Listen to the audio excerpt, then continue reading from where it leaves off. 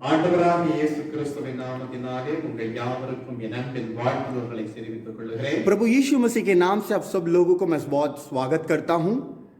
இந்நாட்களில் இந்த லாக்டவுன் நிமித்தம் வெளியரங்கமாக எல்லோரையும் அழைத்து இந்த கூட்டத்தை நடத்த நம்மால் முடியாத ஒரு நிலை. और इस समय पर लॉकडाउन का जो समय चल रहा है, जो ओपन मीटिंग है, हम पूरे क्राउड के साथ हम नहीं कर सकते. எனவே இந்த நாட்களில் யூடியூப் வாயிலாக செய்ய வேண்டும் என்ற ஆலோசனைகளை எல்லாவற்றையும் நம் மத்தியில் இருக்கிற ஜான் சாலமன் அவர்கள் சொன்னார்கள். और इस समय पर जैसे ऑनलाइन सर्विस के लिए जैसे कैसे कन्वेंशन मीटिंग करना करके ब्रदर जॉन सोलोमन ने बताया है. எனவே அதன் வாயிலாக இந்த காரியத்தை மறுபடியுமாக நாங்கள் யோசித்து ஜெபித்து இந்த காரியத்தை நடத்த இருக்கிறோம். और अच्छी तरह जानकर हम प्रार्थना कर और इस प्रार्थना का आयोजन हमने किया है. ஏற்கனவே உங்கள் யாவருக்கும் தெரிந்த ஊழியக்காரர்கள் தேவனுடைய வார்த்தை பகிர்ந்து கொள்ள இருக்கிறார்கள். और अब सब लोग को आपको अच्छी तरह पता है, हमारे बीच में सेवक जो हमारे साथ परमेश्वर के वचन बांटने के लिए जो आए हैं. என் அன்பு மகன் கிங்ஸ்லி அவர்களும் मेरे प्यारे बेटा किंसली ब्रदर भी, அதே வண்ணமே அவருடைய ஊரிலே திருநெல்வேலியிலே இருக்கிறதான பிரதர் ஐசக் தினகரன் அவர்கள் தேவனுடைய வார்த்தை பகிர்ந்து கொள்ள இருக்கிறார்கள். और उन्हीं के गांव में एक सेवक है आइसक नील दिनगर जी को भी मैं धन्यवाद करूंगा. எனவே அவர்கள் நம்முடைய நிகழ்ச்சியிலே அவர்களும் கடந்து கொண்டு அவருடைய தேவனுடைய வார்த்தை பகிர்ந்து கொள்வார்கள். और हमारी जो कलीसिया में जो एनुअल फंक्शन है उसमें मिलकर वो भी हमारी परमेश्वर की वचन में हमारे साथ बांटेंगे. இந்த யூடியூப் வாயிலாக நீங்கள் பாருங்கள், தேவனுடைய ஆசீர்வாதத்தை பெறுங்கள். और इस यूट्यूब के जरिए जो प्रोग्राम से आप लगातार इसको देखिए और परमेश्वर आपको आशीष करेगा. உங்கள் நண்பர்களுக்கு சொல்லுங்கள், உங்கள் உற்சாகத்தை சொல்லி இந்த ஆசீர்வாதத்தை தவறாக பெற்றுக்கொள்ளும்படியாக நீங்கள் தெரிவித்துக் கொள்ளுங்கள். और आप अपने दोस्तों को बताइए, आपके जान पहचान के बोलिए कि यहाँ सब कन्वेंसिंग मीटिंग चल रहा है, उनको भी आशीष के योग्य बनाइए. நாம் ஜெபம் செய்வோம். हम प्रार्थना करेंगे. प्यारे पिता, 3 நாட்களாக நாங்கள் ஆண்டவருடைய யூடியூப் வாயிலாக செய்ய போகிற இந்த நிகழ்ச்சிக்காக உங்களுடைய கரத்தில் ஒப்புக் கொடுக்கிறோம். और ये 3 दिन की जो परमेश्वर ये कन्वेंशन मीटिंग है वो परमेश्वर आपके हाथ में हम सौंपते हैं. பரிசுத்த ஆவியானவர் தம்மை ஒவ்வொருவரோடு இடைப்பட்டு நீ பேசு. पवित्र आत्मा एक से हम पर बात करिए. தகப்பனே, இவற்றை நிமித்தம் யாரெல்லாம் பார்க்கிறார்களோ அந்த வார்த்தைகளை கேட்கிறார்களோ நிச்சயம் அவருடைய வாழ்க்கையில அபரிமிதமான நன்மைகளை செய்யும்படியாக और कितने लोग इस परमेश्वर इस लॉ में देख रहे हैं, परमेश्वर उनके जीवन में अद्भुत काम और उनके जीवन में आश्चर्य काम परमेश्वर इस चैनल के द्वारा करिए परमेश्वर.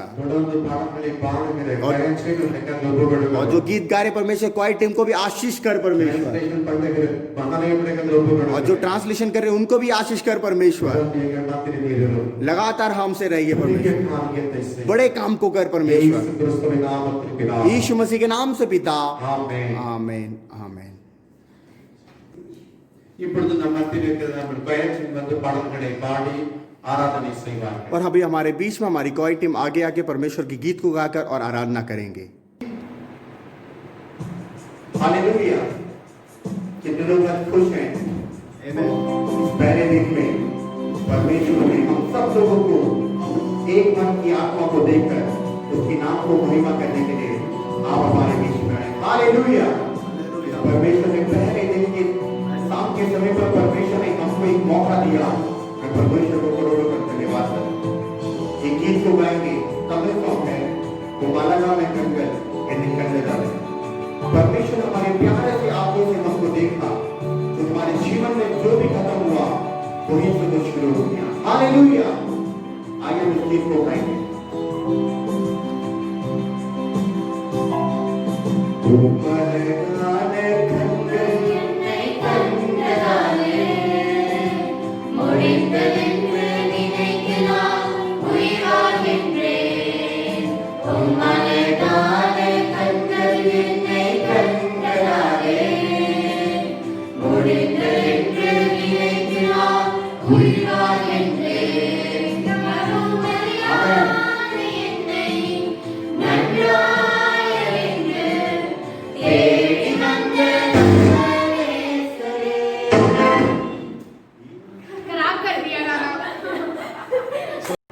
हालेलुया. परमेश्वर का मैं बहुत करोड़ों हृदय से मैं धन्यवाद करूंगा. परमेश्वर ने इस 3 दिन की कन्वेंशन मीटिंग में हम सब लोग को एक आत्मा को देकर परमेश्वर के नाम को महिमा करने के लिए मौका दिया. कितने लोग खुश हैं?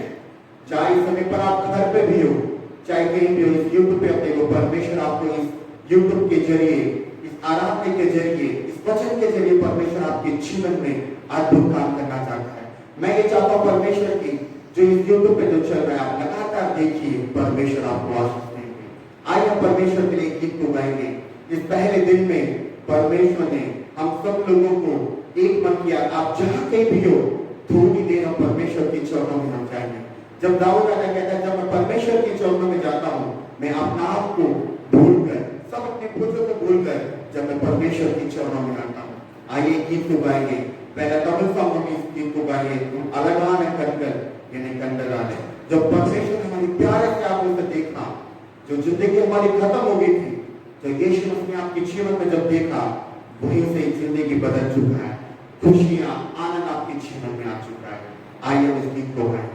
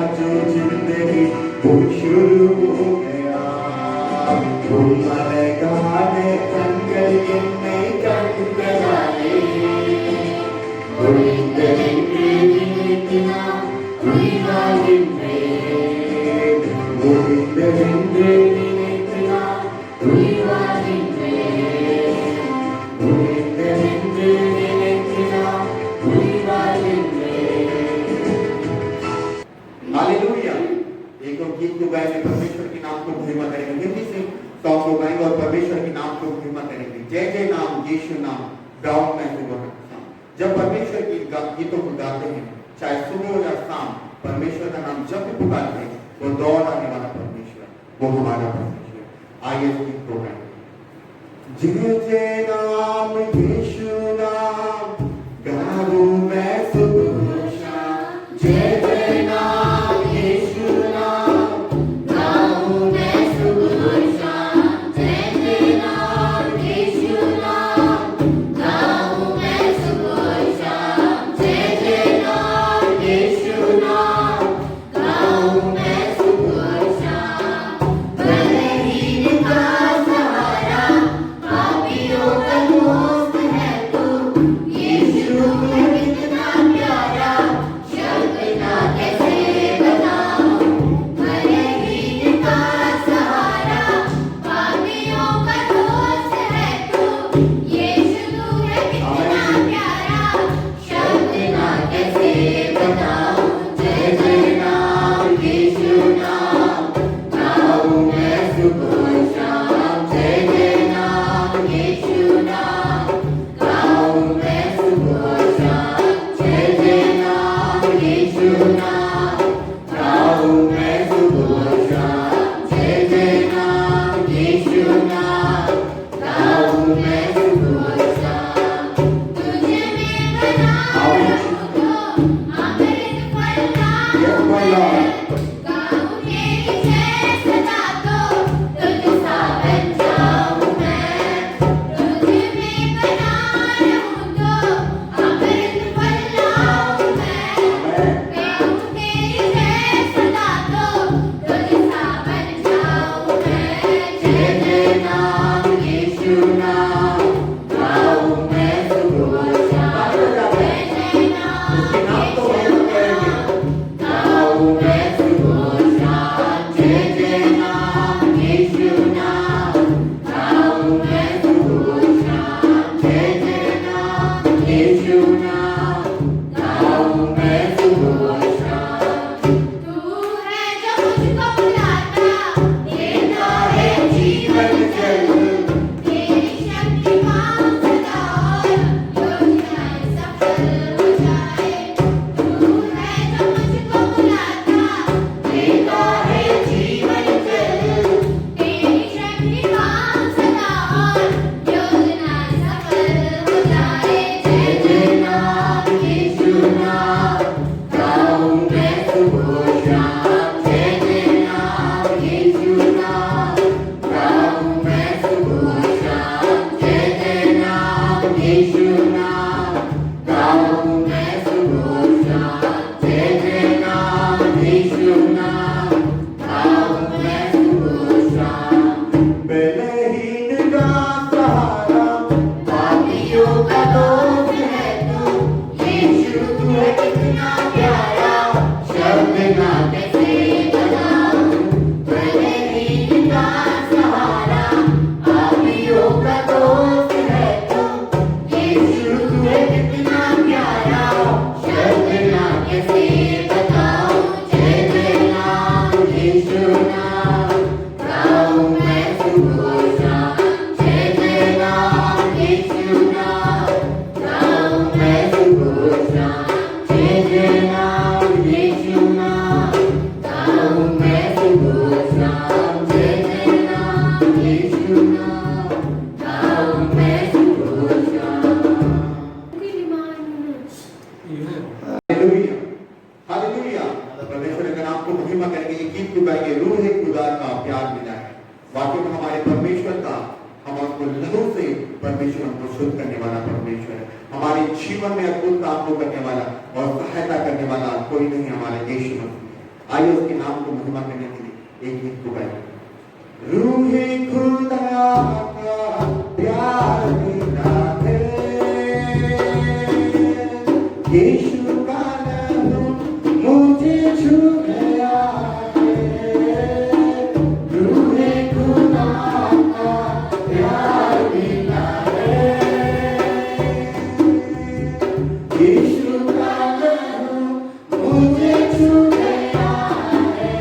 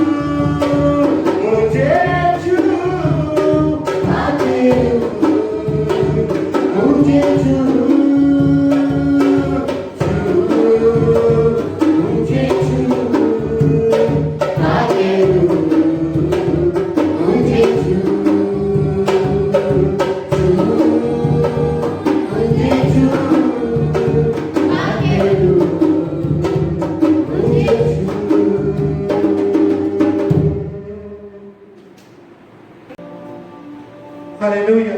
मैं प्रभु यीशु मसीह के पवित्र मीठे नाम से आप सभी का स्वागत करता हूँ। हालेलुया। अभी भी हमारे जो वार्षिक महोत्सव है इसमें हम पहले दिन में आए हैं। अभी हमने गीतों को सुना। अभी इसी समय में हम आराधना की तरफ जाएंगे। वो पवित्र आराधना जिससे परमेश्वर को एक उत्साह और सामर्थ्य हमारे अंदर होना चाहिए।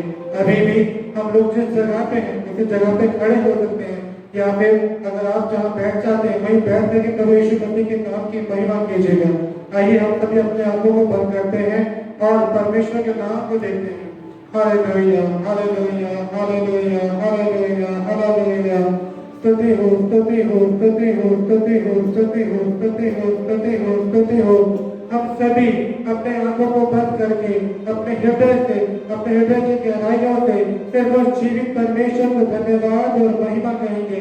हर एक दिन में हमें जीवित करने वाले परमेश्वर को, उसी जीवित परमेश्वर को हम धन्यवाद कहते हैं, क्योंकि वो महान है, क्योंकि वो कभी ना बदलने वाला परमेश्वर है। प्रभु सिर्फ आपको ही धन्यवाद कहते हैं, प्रभु सिर्फ आपको ही धन्यवाद कहते हैं।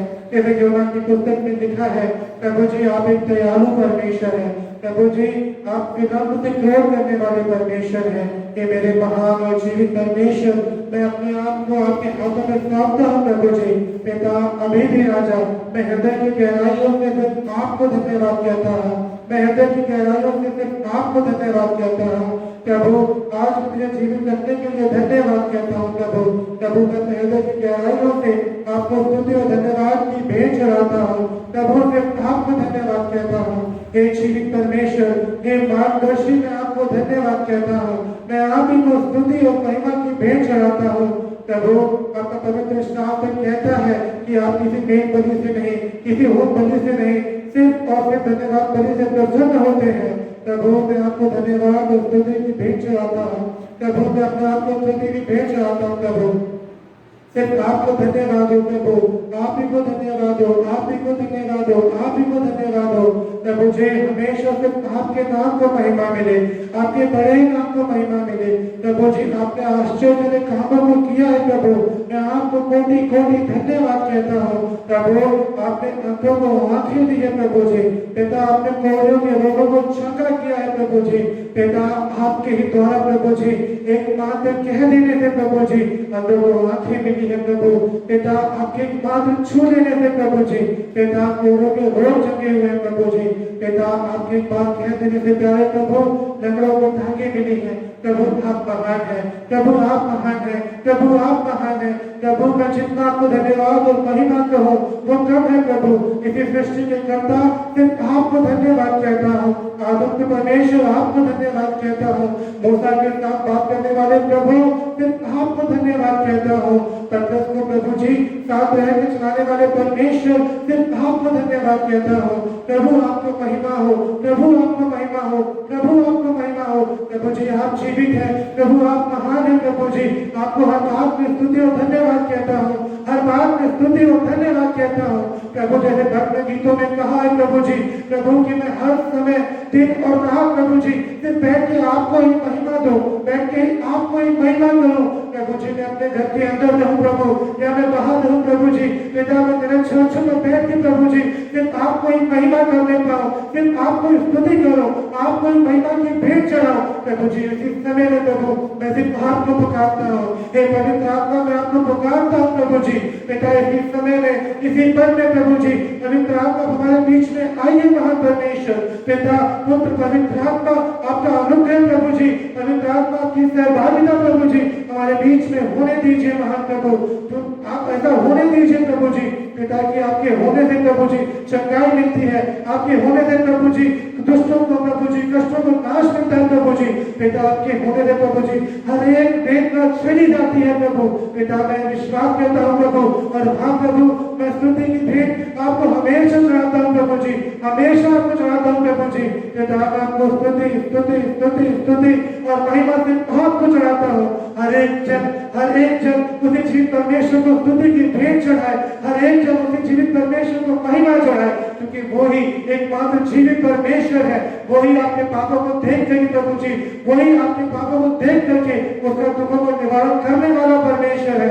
वही एकमात्र जीवित परमेश्वर है प्रभु जी। मैं भी महान परमेश्वर प्रभु दिन में रात में प्रभु जी हर समय में प्रभु जी सिर्फ आपके नाम को महिमा देता हूँ, सिर्फ आप ही के नाम को महिमा देता हूँ, क्योंकि आप जीवित हैं, क्योंकि आप सामर्थ्य हैं, क्योंकि आप महान है प्रभु जी। पिता मैं जैसे अपने गीत में गाया प्रभु जी वैसे ही प्रभु जी आप मेरे बल हैं, आप मेरे गढ़ हैं प्रभु जी, आप मेरे शरण स्थान है प्रभु। आप जैसा कोई नहीं, आप जैसा कोई नहीं है पिता। बल मेरे गढ़ मेरे आराधना हो तेरे। बल मेरे गढ़ मेरे आराधना हो तेरे।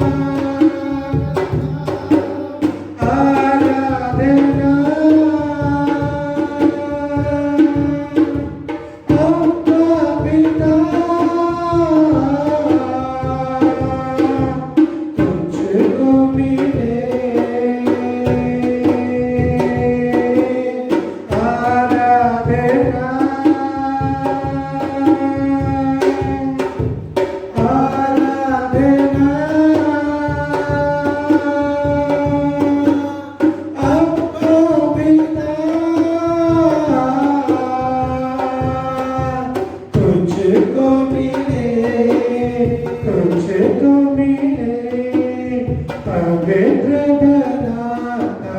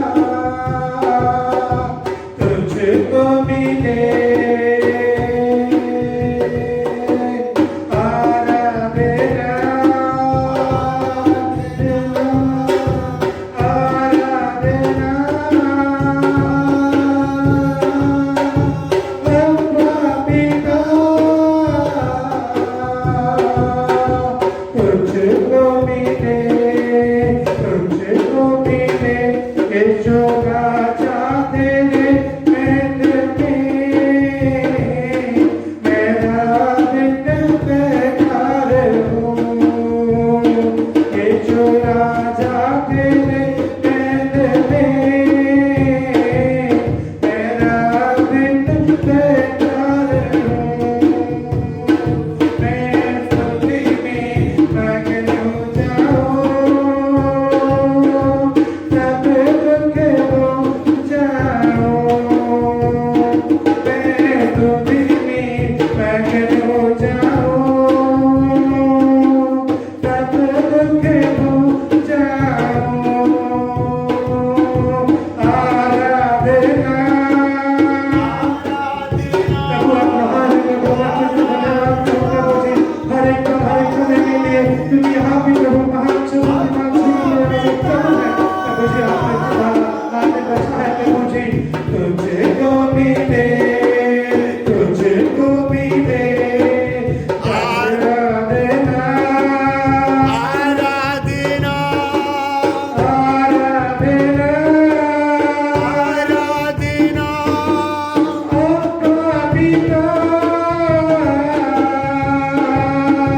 तुझको मिले तुझको मिले तुझको मिले तुझको मिले धन्यवाद प्रभु धन्यवाद प्रभु धन्यवाद प्रभु प्रभु आप पवित्र हैं प्रभु आप महान हैं प्रभु जी बेटा बल गर्व शरण स्थान प्रभु जी पवित्रता यहोवा प्रभु सिर्फ आप ही हैं प्रभु जी ये मेरे महान प्रभु जैसे हमने गीतों को गाया प्रभु जी प्यारे प्रभु हमें विश्वास किया प्रभु जी कि मेरे स्तुति गान से प्रभु जी सिर्फ पवित्रता मुझे मिलती है मेरे स्तुति गान से प्रभु जी मेरा बल भाव मुझे मिलते हैं मेरे स्तुति गान से प्रभु जी मुझे छुड़ाने वाले महान परमेश्वर आप हमेशा मुझे मिलते हैं ये मेरे पवित्र जीवित परमेश्वर आपने प्रभु जी हमारे साथ रह के प्रभु जी इसे आराधना में प्रभु जी आपने हमें समाधान आपको धन्यवाद कहता हूँ ऐसे महान प्रभु जी इसी पूरे आराधना प्रभु जी पूरे प्रार्थना प्रभु जी आपका पवित्र आत्मा प्रभु जी हमारे साथ रहने के लिए मैं नित्य करता हूँ आमीन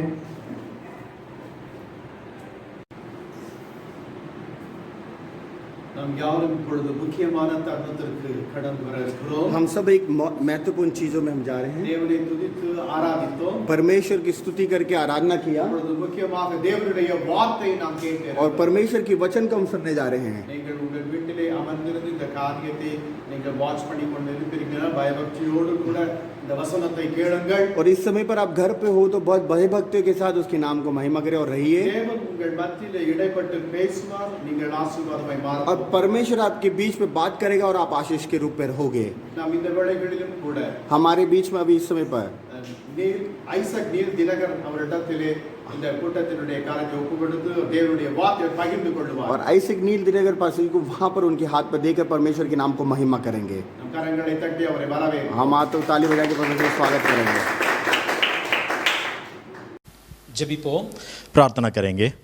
வானத்திலும் பூமியிலும் சகல அதிகாரம் படைத்த எங்கள் தேவனே, आकाश और पृथ्वी में सारे उसमें रखा हुआ अपने हाथों में रखा हुआ प्यारे प्रभु உம்முடைய குமாரனாகிய இயேசு கிறிஸ்துவின் இனிதான நாமத்தினாலே உம்முடைய பிரசன்னத்திற்குள் வருகிறோம்.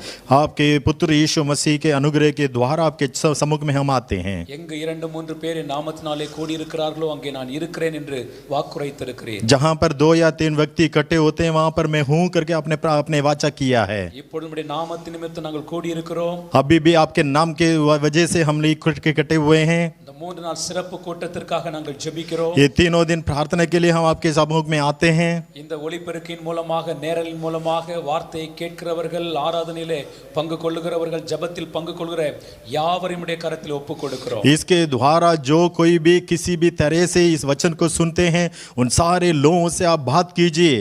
உம்முடைய வார்த்தையை கேட்கிற யாவர் மேலும் உம்முடைய வல்லமையும் அபிஷேகத்தையும் ஊற்றுவீராக. आपके वचन को जो कोई भी सुनता है उनके अंदर आप अपने पवित्र आत्मा को उंडेलिए. லேதியானுடைய மனக்கண்களை திறந்தது போல, இருதயத்தை திறந்தது போல திறந்தருளுவீராக. लीदी हाल के हृदय को आपने जिस तरह से आपने ओपन किया है वैसे ही सभी के हृदय को आप ओपन कीजिए. நேரடியாக வார்த்தையை கேட்கும் பொழுது என்னென்ன விளைவுகள் சந்திக்குமோ அதே நிகழ்வுகள், அதே காரியங்கள் இந்த ஒலிபெருக்கின் மூலமாக, தொலைக்காட்சியின் மூலமாக கேட்கிற பொழுதும் அதே காரியங்கள் நடப்பதாக என்று சொல்லி ஜெபிக்கிறோம். जैसे आपस में एक कलिसिया में बैठे हुए आपके वचन को सुनते हैं तो उस समय पर जितना आपका सामर्थ उंडेल कर आता है वैसे ही प्रभु अभी भी इसके द्वारा जो कोई भी इस वचन को सुनते हैं उनके बीच में, उनके जीवन में भी एक बदलावट आ जाए. இந்நாட்களில் மிகப்பெரிய ரட்சிப்பும் மிகப்பெரிய உயிர் மீட்சியும் இரண்டாம் வருகைக்கான ஆயத்தப்படுதலும் அந்த கேட்கிற யாவருக்கும் உண்டாவதாக. अभी भी प्रभु जो इसके वजह से आपके आने का उस समय के लिए तैयार होने के लिए आप अनुग्रह कीजिए. நீர் ஒருவரே உயர்த்தப்படுவீராக. केवल आपका नाम के ऊंचा हो. இயேசுவின் நாமத்தில் ஜெபிக்கிறோம் நல்ல பிதாவே. यीशु मसीह के नाम से प्रार्थना करते हैं प्रभु. ஆமென். आमीन. प्यारे प्रभु यीशु मसीह के नाम से आप सभी को हम स्वागत करते हैं इस वीडियो के द्वारा आप लोगों से बात करने में और आपसे मुलाकात करने में परमेश्वर ने अनुग्रह किया है. इसके लिए प्रभु को धन्यवाद करता हूं और हमारे पास्टर प्रकाश जी के लिए प्रभु को मैं धन्यवाद करता हूं. चर्च के सारे सदस्यों के लिए मैं प्रभु को धन्यवाद करता हूं. यहाँ तिरुनेलवेली से आप लोगों से अभी हम मुलाकात कर रहे हैं, बात कर रहे हैं. तो इसके लिए परमेश्वर ने हमें अनुग्रह किया है. अब ये जो काम अभी जो वीडियोग्राफी वगैरह करते हैं, म्यूज़िक वगैरह जो चलाते हैं, इसमें हमारे लिए जो सहायता करते हैं पास्टर इमानुएल जी जो तिरुनेलवेली में परमेश्वर की सेवा को करते हैं, उनके लिए मैं प्रणाम करता हूं और हमारे सेवा के द्वारा उनको मैं बधाई देता हूं. और जो म्यूज़िक जो चलाते प्यारे भाई के लिए मैं प्रभु को धन्यवाद करता हूं और आपके तरफ से मैं उनको बधाई देता हूं. और आप जानते हो हमारे प्यारे भाई आइसक नील दिनकरन और उनके लिए भी प्रभु को मैं धन्यवाद करता हूं. और एक बार और हम दोनों मिलकर के आपके बीच में परमेश्वर के वचन को बांटने के लिए प्रभु ने अनुग्रह किया, इसके लिए धन्यवाद. और जो प्यारे भाई जो हमारे साथ हैं उन्होंने मतलब सारी चीज़ों को हमारे बीच में उसको कोऑर्डिनेशन किया है. और प्यारे भाई आशीष ज्योति के लिए मैं प्रभु को धन्यवाद करता हूं और आपको भी मतलब अभिनंदन करता हूं. और जो वीडियोग्राफी करते हैं प्यारे भाई जो हमारे सामने हैं उनके लिए भी मतलब प्रभु को मैं धन्यवाद करता हूं. इस चर्च के पास्टर जी, उनके परिवार, उनके सारे चर्च के मेंबर्स सभी को आपके हमारे मतलब चर्च के द्वारा बधाई और धन्यवाद करता हूं मैं. और केवल हमारे प्रभु यीशु मसीह को महिमा हो. आमीन. ஆண்டவரும் அருமை இரட்சகருமாகிய இயேசு கிறிஸ்துவின் நாமத்தில் உங்கள் அனைவருக்கும் எங்கள் அன்பின் வாழ்த்துக்களை நாங்கள் கூறிக்கொள்கிறோம். प्यारे प्रभु यीशु मसीह के नाम से आप सभी को हम अपने तरफ से बधाइयों को लेके आते हैं. நிச்சயமாக கர்த்தராகிய இயேசு கிறிஸ்து இந்த ஆகஸ்ட் மாதம் 14, 15, 16 ஆகிய 3 தினங்களிலும் நடைபெறுகிற இந்த கன்வென்ஷன் கூட்டங்களிலே பெரிய காரியங்களை செய்வாராக. निश्चय के रूप से हमारे प्रभु हमारे ये जो 14, 15 और 16 तीनों तारीख के लिए तीनों दिन हमारे चर्च में चलाने वाली इस मीटिंग की वजह से आप सभी को आशीष करेगा. இந்த 3 நாள் கூட்டங்களிலும் உங்களோடு இணைந்து ஆண்டவரை பாடி மகிமைப்படுத்த கர்த்தருடைய வார்த்தைகளை கொடுக்க கர்த்தர் எங்களுக்கு கொடுத்த கிருபைக்காக கர்த்தருக்கு எங்கள் உள்ளத்தின் ஆழத்திலிருந்து ஸ்தோத்திர பலிகளை நாங்கள் ஏறெடுக்கிறோம். ये तीनों दिन परमेश्वर की वचन को लेके आने के लिए परमेश्वर ने हम दोनों को जो अनुग्रह किया है उसके लिए हमारे प्रभु को मैं धन्यवाद देता हूँ. இந்த நல்ல வாய்ப்பை ஏற்படுத்தி எங்களுக்கு அழைப்பு கொடுத்த பாஸ்டர் பிரகாஷ் அவர்களுக்கும் அவர்களோடு இணைந்து செயல்படுகிற அனைத்து ஊழியர்களுக்கும் சபையாருக்கும் ஆண்டவராகிய இயேசுவின் இனிதான நாமத்தில் எங்கள் வாழ்த்துக்களையும் நன்றிகளையும் நாங்கள் தெரிவித்துக் கொள்கிறோம். इस प्रोग्राम को आयोजित किए हमारे पास्टर प्रकाश जी के लिए प्रभु को धन्यवाद करते हुए सारे चर्च के सदस्यों को और जो कमेटी मेंबर्स जो कोई भी हैं सभी को हमारे तरफ से हम बधाई देते हैं. கர்த்தருடைய வார்த்தைக்குள் நாம் கடந்து செல்ல போகிறோம். परमेश्वर के वचन की ओर हम जाने वाले हैं. நாம் தலைகளை தாழ்த்தி கர்த்தரை நோக்கி ஜெபிப்போம். हम अपने आंखों को बंद करके सिर झुका करके हम प्रार्थना करेंगे.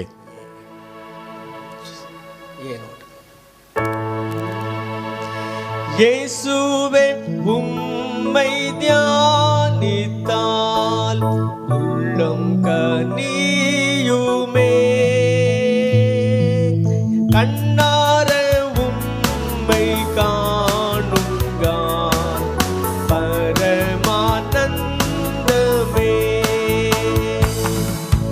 இயேசுவே உம்மை தியானித்தால் உள்ளம் கனியுமே, கண்ணார உம்மை காணுங்கால் பரமானந்தமே. பரலோக பிதாவே உமக்கு ஸ்தோத்திரம். ईश्वर के पिता आपको स्तुति हो. கர்த்தராகிய இயேசுவே உமக்கு ஸ்தோத்திரம். प्यारे यीशु मसीह आपको स्तुति हो। வேதத்தின் ஊடாக உம்மை காணக்கூடிய கண்களை எங்களுக்கு தருவீராக. पर आपके वचन के द्वारा आपको देखने के लिए हमें अनुग्रह कीजिए। வல்லமையுள்ள உம்முடைய வார்த்தைகளை எங்களுடைய இருதயத்திற்குள் அனுப்புவீராக. सामर्थ का आपका वचन हमारे हृदय के अंदर प्रवेश करे, आप अनुग्रह कीजिए। எங்களுடைய ஆவியிலும் ஆத்துமாவிலும் ஒரு மாபெரும் உயிர் மீட்சியை கர்த்தர் தர வேண்டும் என்று நாங்கள் ஜெபிக்கிறோம். हमारे आत्मा में हमारे जीवन में एक बदलावट को आप दीजिए।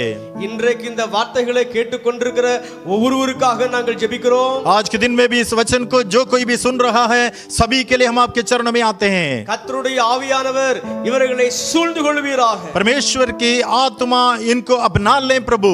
உம்முடைய வார்த்தையினால் இவர்களை நிரப்பும். आपके वचन से इनको भर दे। இயேசுவின் நாமத்தில் பிதாவே. यीशु मसीह के नाम से पिता, ஆமென். आमेन। அன்பான கர்த்தருடைய பிள்ளைகளே, ஆண்டவராகிய இயேசுவின் நாமத்தில் மறுபடியும் உங்கள் ஒவ்வொருவருக்கும் எங்கள் வாழ்த்துக்களை நாங்கள் கூறிக்கொள்கிறோம். दोबारा प्यारे सारे चर्च के सदस्यों को हमारे तरफ से हम बधाइयों को देते हैं। இன்றைக்கு கர்த்தருடைய வார்த்தைக்கு நான் கொடுத்திருக்கிற தலைப்பு என்ன தெரியுமா? आज के दिन में वचन के जो हेडिंग है उनमें मैंने क्या दिया है? கவலைப்படுங்கள். अब चिंतित रहो। பல தேவனுடைய வார்த்தைகளை நீங்கள் கேட்டிருப்பீர்கள். कई बार आपने परमेश्वर के प्रचार को आपने सुना होगा, கவலைப்படாதிருங்கள் கவலைப்படாதிருங்கள் என்று. चिंतित ना रहो करके उन्होंने कहा है। உண்மைதான். கர்த்தராகிய இயேசு கிறிஸ்து நம் ஒவ்வொருவரையும் பார்த்து சொல்லிக்கொண்டே இருக்கிறார், கவலைப்படாதிருங்கள். प्यारे यीशु मसीह ने भी कई बार उन्होंने कहा है कि चिंतित ना रहो करके। கவலைப்படாதிருங்கள் என்று பலமுறை அவர் சொல்லி இருக்க, चिंतित ना रहो करके उन्होंने कहा है तो भी நம்மில் பலர் இன்றைக்கு கவலைப்பட்டு கொண்டே இருக்கிறோம். लेकिन आजकल जो कई लोग चिंतित रहते हैं। இன்றைக்கு கர்த்தர் நமக்கு கொடுத்திருக்கிற தலைப்பு கவலைப்படுங்கள் என்பது. आज के दिन में भी प्यारे यीशु मसीह ने हमारे बीच में जो आपको बताने वाला है वो चिंतित रहें करके वो बताते हैं। கவலைப்படுங்கள் என்று கர்த்தராகிய இயேசு கிறிஸ்து சொல்கிறாரே, இதற்கு நாம் கவலைப்பட்டு தான் ஆக வேண்டும். चिंतित रहो करके उन्होंने कहा है, इसलिए उस बात की ओर अपने ध्यान को रख करके हमें रहना है। நாம் வாசிக்க கேட்கலாமே. वचन की ओर हम जाएंगे। எபிரேயர் इब्रानी की किताब पुस्तक में 2 அதிகாரம் 4 வசனத்திலிருந்து சில வசனங்கள். दूसरा अध्याय में 14 वचन से हम पढ़ेंगे। எபிரேயர் 2 அதிகாரம் 4 வசனத்திலிருந்து. इब्रानी में दूसरा अध्याय में 4वां वचन से पढ़ेंगे। அடையாளங்களினாலும் அற்புதங்களினாலும் பலவிதமான பலத்த செய்கைகளினாலும் தம்முடைய சித்தத்தின்படி பகிர்ந்து கொடுத்த பரிசுத்தாவியின் வரங்களினாலும் தேவன் தாமே சாட்சி கொடுத்ததுமாய் இருக்கிற இவ்வளவு பெரிதான ரட்சிப்பை குறித்து इतना बड़ा उद्धार के बारे में நாம் கவலையற்று இருப்போமானால் हम चिंतित न रहेंगे तो தண்டனைக்கு எப்படி தப்பித்துக் கொள்ளுவோம் आने वाले उस दंडन के उससे कैसे बचेंगे। கர்த்தருடைய ஆவியானவர் சொல்லுகிறார், परमेश्वर की आत्मा कहते हैं ரட்சிப்பு என்பது மிகவும் பெரியது. उद्धार बहुत ही बड़ा चीज है। இன்றைக்கு பல வேளைகளிலே நாம் எண்ணிக்கொள்கிறோம், कई बार हम लोग सोचते हैं வேலை தான் பெரியது, काम बहुत बड़ा चीज होता है, பணம் தான் பெரியது, पैसा बहुत बड़ा चीज होता है, இன்னும் अनेक உலக ஆசீர்வாதங்கள் தான் பெரியது என்று எண்ணிக்கொள்கிறோம். इस दुनिया के कुछ चीजें होती है वही बड़ा है करके हम सोचते हैं। இல்லை இல்லை, கர்த்தர் சொல்லுகிறார் ரட்சிப்பு தான் பெரியது. वो नहीं, यीशु मसीह कहते हैं कि उद्धार बहुत ही बड़ा चीज होता है। ஆகையினால் அந்த ரட்சிப்பை குறித்த கவலை நமக்கு அவசியமே. इसलिए उस उद्धार के बारे में आपको चिंता होना बहुत जरूरी है। ரட்சிப்பை குறித்த கவலை நமக்கு இல்லை என்றால், उद्धार के बारे में अगर हम चिंतित न रहेंगे तो நிச்சயமாக நமக்கு தண்டனை வரும் என்று நான் சொல்லவில்லை, பரிசுத்த ஆவியானவர் சொல்லி இருக்கிறார். बाइबल कहता है कि हम जरूर जो है उसके वजह से हम फंस जाएंगे। இந்த எபிரேய நிருபத்தை யார் எழுதினார் என்று நமக்கு தெரியாது. इस इब्रानी की किताब को किसने लिखा है करके हमें पता नहीं है। நான் எண்ணுகிறேன் அப்போஸ்தலனாகிய பரிசுத்த பவுல் தான் எழுதியிருப்பார் என்று. मैं सोचता हूं कि इसको प्रेरित पौलुस ने लिखा होगा। அல்லது வேறு யாராவது எழுதி இருக்கலாம். हो सकता है कोई और ने इस किताब को लिखा होगा. யார் எழுதி இருந்தாலும் ஒன்றை நாம் அறிந்து கொள்கிறோம். चाहे कोई भी लिखा हो, लेकिन एक बात को हमें समझना चाहिए. பரிசுத்த ஆவியானவர் தான் இந்த வேதத்தை எழுதி இருக்கிறார். पवित्र आत्मा ने इस कलाम को हमारे लिए लिख दिया है. ஆகையால் அவர்தான் சொல்லுகிறார் ரட்சிப்பு மிகப்பெரியது. इसलिए उन्होंने कहा है कि उद्धार बहुत बड़ा चीज होता है. அதை குறித்து நாம் கவலைப்பட வேண்டும். उसके बारे में हमें चिंतित होना चाहिए. ரட்சிப்பு குறித்த கவலை நமக்கு இல்லை என்றால் தண்டனை நமக்கு வருவதும் உறுதி என்று. उस उद्धार के बारे में अगर हम चिंतित नहीं रहेंगे तो हमारे लिए दंड जरूर मिलेगा. நாம் வாசிக்க கேட்கலாம் வெளிப்படுத்தின விசேஷம். और भी हम आगे पढ़ेंगे प्रकाशित वाक्य में 21 அதிகாரம் 21वां अध्याय में 24 வசனம். 24वां वचन को पढ़ेंगे. வெளிப்படுத்தின விசேஷம் 21 அதிகாரம் 24 வசனம். प्रकाशित वाक्य में 21वां अध्याय में 24वां वचन को पढ़ेंगे. ரட்சிக்கப்படுகிற ஜனங்கள் ரட்சிக்கப்படுகிற ஜனங்கள் उद्धार जो पाते हैं वो लोग அதன் வெளிச்சத்திலே நடப்பார்கள். அதின் வெளிச்சத்திலே நடப்பார்கள். उस ज्योति में वो चलेंगे. திவ்ய வாசகனாகி யோவான் குறிப்பிடுகிறார், प्रकाशित वाक्य को जो लिखा हुआ यूहन्ना ने वो बताते हैं, ரட்சிக்கப்படுகிற ஜனங்கள் அதின் வெளிச்சத்திலே நடப்பார்கள். जो कोई भी उद्धार पाते हैं वो उस ज्योति के उसमें चलेंगे. எதின் வெளிச்சத்திலே நடப்பார்கள்? किस ज्योति के उसमें उजाले में चलेंगे? 10 வசனத்திலிருந்து நாம் வாசிக்க கேட்கலாமா? 10वां वचन से हम पढ़ता हुआ सुनेंगे. 10 வசனத்திலிருந்து 10वां वचन से पढ़ेंगे.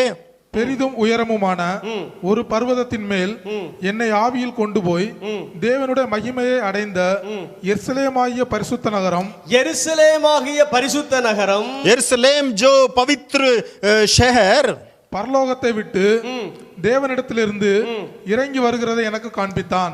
பரலோகத்தை விட்டு தேவனிடத்திலிருந்து இறங்கி வருகிறதை எனக்கு காண்பித்தார். स्वर्ग में से हमारे परमेश्वर की ओर से नीचे उतर के आया हुआ उन्होंने दिखाया.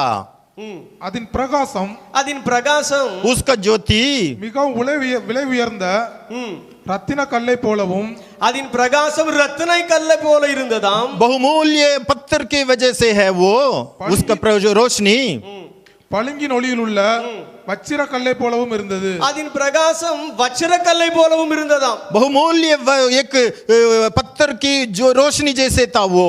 அன்பான கர்த்தருடைய பிள்ளைகளே, प्रिय परमेश्वर की लोगों, பரலோகத்தில் अनेक அமைப்புகள் உண்டு. परलोक में बहुत ही ज्यादा जगह है. இந்த 10 வசனத்திலிருந்து 24 வசனம் வரைக்கும் வாசித்து பாருங்கள். इस 10वां वचन से 24वां वचन तक आप अगर पढ़ के देखेंगे तो இங்கு ஒரு பரலோக அமைப்பு குறிப்பிடப்பட்டிருக்கிறது. वहां पर जो एक स्वर्ग कैसा होता है करके वहां लिखा हुआ है.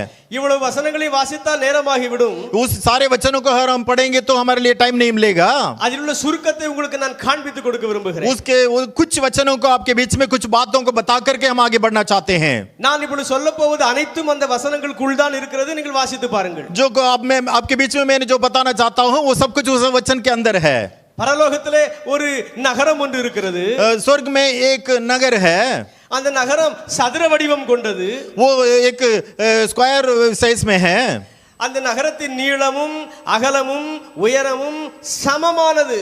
उसकी लंबाई, चौड़ाई और ऊंचाई सब कुछ एक बराबर है.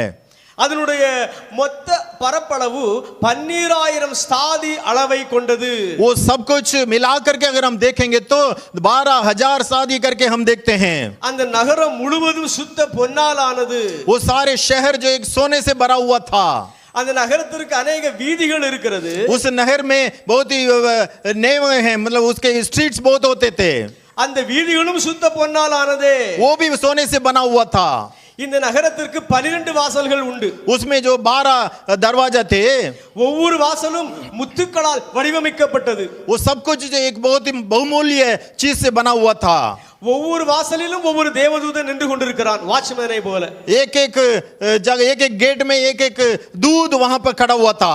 ஒவ்வொரு வாசலுக்கும் ஒவ்வொரு தூதன். அப்படி என்றால் 12 வாசலுக்கு 12 தூதர்கள் நின்று கொண்டிருக்கிறார்கள். एक एक जगह में एक एक दूध है तो 12 जगह में 12 दूध थे. இந்த நகரத்தின் கிழக்கே 3 வாசல்கள் இருக்கிறது. उसके पूर्व की ओर 3 दरवाजा थे, नेव थे. மேற்கே 3 வாசல்கள் இருக்கிறது. पश्चिम की ओर से 3 फाटके थे. வடக்கே 3 வாசல்கள் இருக்கிறது. उत्तर की ओर 3 फाटके थे. தெற்கே 3 வாசல்கள் இருக்கிறது. और दक्षिण की ओर 3 फाटके थे. ஒவ்வொரு திசைக்கும் 3 வாசல்கள். चारों ओर 3-3 फाटके थे. மொத்தம் 4 திசையிலே 12 வாசல்கள் இருக்கிறது. चारों ओर मिलाकर के 12 फाटक थे. ஒவ்வொரு வாசலின் மேலே ஒரு பெயர் எழுதப்பட்டிருக்கிறது. एक एक दरवाजा के ऊपर एक नाम लिखा हुआ था. 12 வாசல்களிலும் 12 பெயர்கள் எழுதப்பட்டிருக்கிறது. 12 दरवाजाओं में 12 नाम लिखा हुआ था. யாருடைய பெயர் தெரியுமா? किसका नाम लिखा हुआ था? இஸ்ரவேல் புத்திரரில் உள்ள 12 கோத்திர பிதாக்களின் பெயர்கள் அங்கு எழுதப்பட்டிருக்கிறது. इस्राएल के गोत्र में से जो 12 पुत्र थे उन 12 नाम वहां पर लिखा हुआ था. ஒரு வாசலின் மேலே ரூபன், एक पाठक में रूबन का नाम लिखा हुआ था. இன்னொரு வாசலின் மேலே சிமியோன், एक दूसरे स्थान में सिमियोन, இன்னொரு வாசலிலே லேவி, तीसरे में लेवी, இன்னொரு வாசலிலே யூதா. एक और जगह में लोग यूदा. இப்படி 12 வாசலிலும் ஒவ்வொரு பெயராக 12 இஸ்ரவேல் கோத்திர பிதாக்களின் பெயர் இடம் பெற்றிருக்கிறது. ऐसे 12 पाठकों में 12 नाम लिखा हुआ था. இந்த நகரத்தை சுற்றிலும் மதில் போன்ற ஒரு காம்பவுண்ட் வால் போடப்பட்டிருக்கிறது. ये जो देखते हैं इसके चारों ओर एक कंपाउंड वाल वहां पर बना हुआ था. அந்த மதிலுக்கு கீழே 12 அஸ்திவார கற்கள் இருக்கிறது. उस पाठकों के बीच में एक 12 नेव थे. ஒவ்வொரு அஸ்திவார கல்லிலும் ஒவ்வொரு பெயர் எழுதப்பட்டிருக்கிறது. उसमें भी 12 नाम लिखा हुआ था. அந்த அஸ்திபார கல்லிலே யாருடைய பெயர்கள் இடம்பெற்றிருக்கிறது தெரியுமா? उसमें किसका नाम लिखा हुआ था? ஆட்டுக்குட்டியானவராகிய இயேசு கிறிஸ்துவின் அப்போஸ்தலரின் பெயர்கள் இடம்பெற்றிருக்கிறது. यीशु मसीह का जो चेले थे वो 12 चेलों का नाम उसमें लिखा हुआ था. ஒரு அஸ்திபார கல்லிலே சீமோன் பேதுருவின் பெயர், एक में पतरुस का नाम लिखा हुआ था. இன்னொரு கல்லிலே யாக்கோபின் பெயர், एक और में याकूब का नाम लिखा हुआ था. இன்னொரு கல்லிலே யோவானின் பெயர், तीसरे में यूहन्ना का नाम लिखा हुआ था. இன்னொரு கல்லிலே அந்திரேயாவின் பெயர், एक और जगह में अंद्रेय का नाम लिखा हुआ था. இப்படி 12 அஸ்திபார கற்களிலும் 12 சீடர்களின் பெயர்கள் எழுதப்பட்டிருக்கிறது. ऐसे 12 में 12 चेलों का नाम उसमें लिखा हुआ था. இந்த காம்பவுண்ட் வால் மதில் அதனுடைய மொத்த அளவு என்ன தெரியுமா? ये जो कंपाउंड वाल है उसका साइज क्या है? தூதனுடைய அளவாகிய மனுஷ அளவின்படியே दूधों का वो जो मेजरमेंट है उसके रूप में 144 முழமாக இருக்கிறது. 184 गज था उसमें.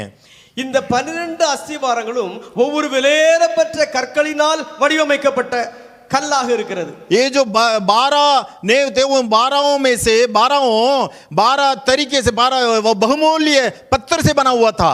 இப்பொழுது அதை நாம் வாசிக்க கேட்போமே. उसको हम पढ़ के देखेंगे. வெளிப்படுத்தின விசேஷம் 21ஆம் அதிகாரம் 19ஆம் வசனத்திலிருந்து. प्रकाशित वाक्य में 21वां अध्याय में 19वां वचन से पढ़ के देखेंगे. வெளிப்படுத்தின விசேஷம் 21ஆம் அதிகாரம் 19ஆம் வசனத்திலிருந்து 21वां अध्याय में 19वां वचन से हम पढ़ेंगे.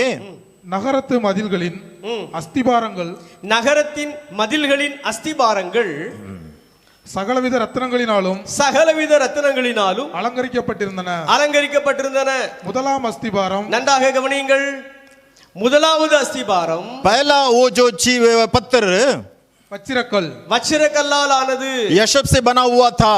இரண்டாவது இந்திரநீலம், இரண்டாவது அஸ்திபாரக்கல் இந்திரநீலத்தினால் உருவாக்கப்பட்டிருக்கிறது.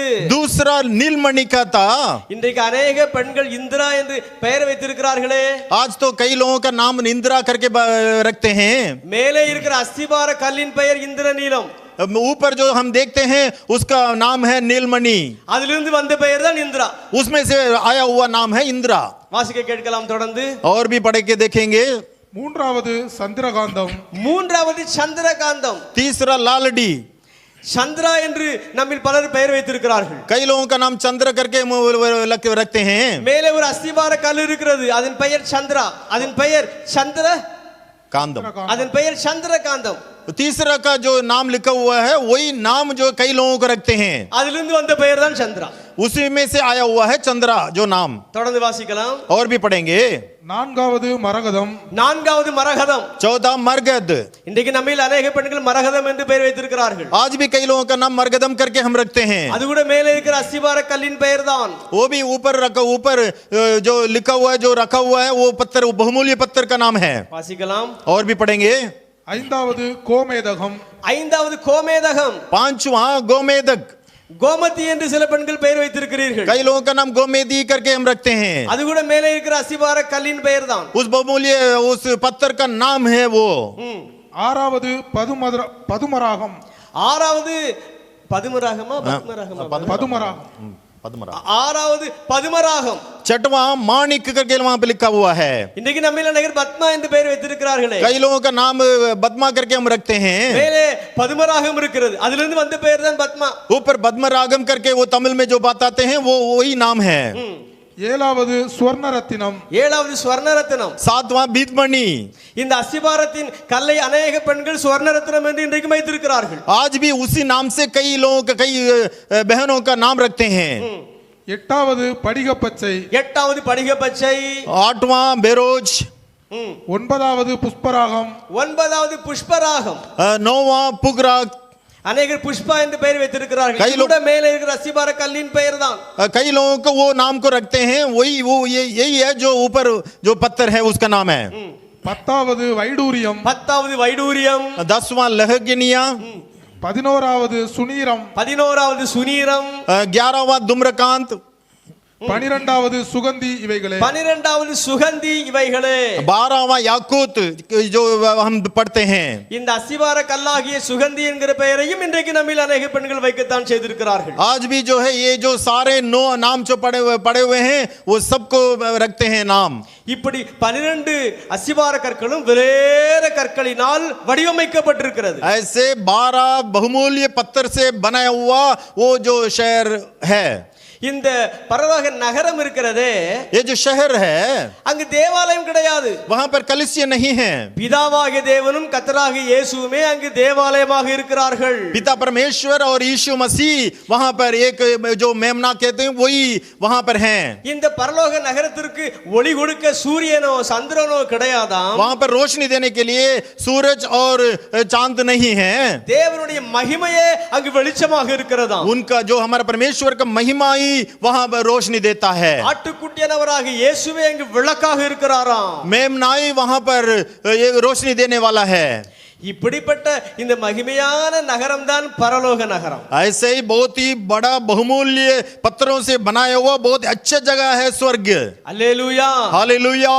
இந்த பரலோக ராஜ்யத்திற்கு சொந்தக்காரர்களாக கர்த்தர் நம்மை உருவாக்கி கொண்டிருக்கிறார். उस स्वर्ग राज्य में प्रवेश करने के लिए हमारे परमेश्वर ने हमें तैयार कर रहे हैं। நாம் அனைவரும் அந்த ராஜ்யத்தை பெற வேண்டும் என்றுதான் கர்த்தர் விரும்புகிறார். उस राज्य में हमें प्रवेश करने के लिए हमारे प्रभु चाहते हैं। பி நோட் கொடுங்க பிரதர். 6:8 மாட்சிமிகும் மோட்ச நகர் மகிமையன் சொல்வேன். மாட்சிமிகும் மோட்ச நகர் மகிமையன் சொல்வேன். அந்த மங்களம் சேர் மாளிகைக்குள் என்று சேருவேன். அந்த மங்களம் சேர் மாளிகைக்குள் என்று சேருவேன். முத்துமய மாய் விளங்கும் பட்டணமது. முத்துமய மாய் விளங்கும் பட்டணமது. நமது முன்னோரெல்லாம் போயிருக்கும் பட்டணமது. நமது முன்னோரெல்லாம் போயிருக்கும் பட்டணமது. மாட்சிமிகும் மோட்ச நகர் மகிமையன் சொல்வேன். மாட்சிமிகும் மோட்ச நகர் மகிமையன் சொல்வேன். அந்த மங்களம் சேர் மாளிகைக்குள் என்று சேருவேன். அந்த மங்களம் சேர் மாளிகைக்குள் என்று சேருவேன். அல்லேலூயா. மகிமையான ஒரு பரலோக நகரத்தை குறித்து இப்பொழுது நாம் தியானித்தோம். बहुत ही अच्छा स्वर्ग के राज्य के बारे में हम लोग ध्यान किए थे। இப்பொழுது நான் வாசித்த வசனத்தை மீண்டும் வாசிக்க கேட்க போகிறோம். अभी जो वचन को पढ़े थे उसको दोबारा पढ़ेंगे। வெளிப்படுத்தின விசேஷம் 21ஆம் அதிகாரம் 24ஆம் வசனம். प्रकाशित वाक्य में 21वां अध्याय में 24वां वचन को हम पढ़ेंगे। வெளிப்படுத்தின விசேஷம் 21 24. प्रकाशित वाक्य में 21वां अध्याय में 24वां वचन। ரட்சிக்கப்படுகிற ஜனங்கள். ரட்சிக்கப்படுகிற ஜனங்கள் जो कोई भी उद्धार पाते हैं அதின் வெளிச்சத்திலே நடப்பார்கள். அதின் வெளிச்சத்திலே நடப்பார்கள். उस रोशनी में वो चलेंगे। ஆரம்பத்திலே ஒரு கேள்வியை நான் முன்வைத்தேன். अब शुरू में आपसे एक सवाल को मैंने पूछा था। ரட்சிக்கப்படுகிறவர்கள் அதின் வெளிச்சத்திலே நடப்பார்கள் என்று வேதம் சொல்லுகிறது. जो कोई उद्धार पाते हैं उस रोशनी में चलेंगे। ரட்சிக்கப்படுகிறவர்கள் எதின் வெளிச்சத்திலே நடப்பார்கள் என்று. उद्धार पाते हैं किस रोशनी में चलेंगे? அதற்கு தான் ஒரு விடையை நான் சொன்னேன். उसके लिए मैंने उत्तर दिया था। பரலோகத்திலே ஒரு நகரம் இருக்கிறது. स्वर्ग में एक बहुत बहुत ही अच्छा शहर அது है। சதுர வடிவம் கொண்டது. वो एक स्क्वायर शेप में है। அதனுடைய நீளமும் அகலமும் உயரமும் சமமானது. उसका लंबाई चौड़ाई और ऊंचाई सब बराबर है। அதனுடைய மொத்த பரப்பளவு 12000 ஸ்தாதி. 12,000 गज का वो बहुत ही बड़ा जगह அந்த है। நகரம் சுத்த பொன்னால் ஆனது. वो सब सोने से बनाया हुआ है। அந்த நகரத்தில் உள்ள அத்தனை வீதிகளும் சுத்த பொன்னால் ஆனது. सारे उसके स्ट्रीट जो हैं सब कुछ जो सोने से बनाया हुआ है। அந்த நகரத்தை சுற்றிலும் ஒரு மதில் காம்பவுண்ட் வால் போடப்பட்டிருக்கிறது. उसके चारों ओर एक बहुत ही बड़ा अच्छा कंपाउंड वॉल बनाया हुआ है। அது தூதனுடைய அளவாகிய மனுஷ அளவின்படியே 144 முழமாக இருக்கிறது. वो दूध का उसके वजह से 184 गज का था। அதற்கு கீழே 12 அசிவார கற்கள் இருக்கிறது. उसके नीचे 12 उस नेम थे। ஒவ்வொரு கல்லிலும் இயேசுவின் அப்போஸ்தலர்களின் பெயர்கள் எழுதப்பட்டிருக்கிறது. एक एक पत्थर में यीशु मसीह का जो चेले थे उनका नाम लिखा हुआ था। இந்த நகரத்திற்கு 12 வாசல்கள் இருக்கிறது. उसका जो 12 गेट थे। ஒவ்வொரு வாசலும் முத்துக்களால் ஆனது.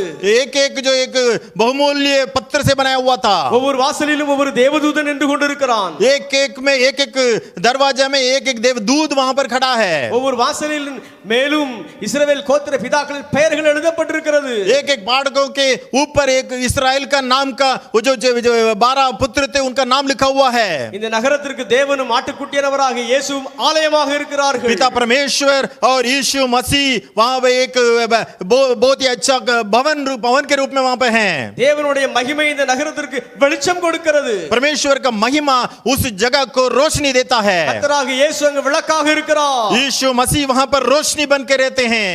இந்த நகரத்திற்குள் ஒரு மனிதன் செல்ல வேண்டுமானால், उस शहर में अगर कोई किसी को जाना हो तो, இந்த நகரத்திற்குள் ஒரு பெண் செல்ல வேண்டுமானால், उस शहर में अगर किसी को जाना हो तो ரட்சிப்பு அவசியமே. उद्धार बहुत जरूरी है। ஆகையினால் தான் வேதம் சொல்லுகிறது, इसलिए बाइबल कहता है ரட்சிக்கப்படுகிறவர்கள் அந்த ஒளியுள்ள நகரத்திலே நடப்பார்கள். जो कोई भी उद्धार पाते हैं उस शहर में प्रवेश कर पाएंगे। ரட்சிக்கப்படாத எந்த மனிதனையும் எந்த பெண்ணையும் அந்த நகரம் அங்கீகரிக்காது. जो अगर उद्धार नहीं पाते हैं तो वहां पर प्रवेश नहीं कर पाएंगे।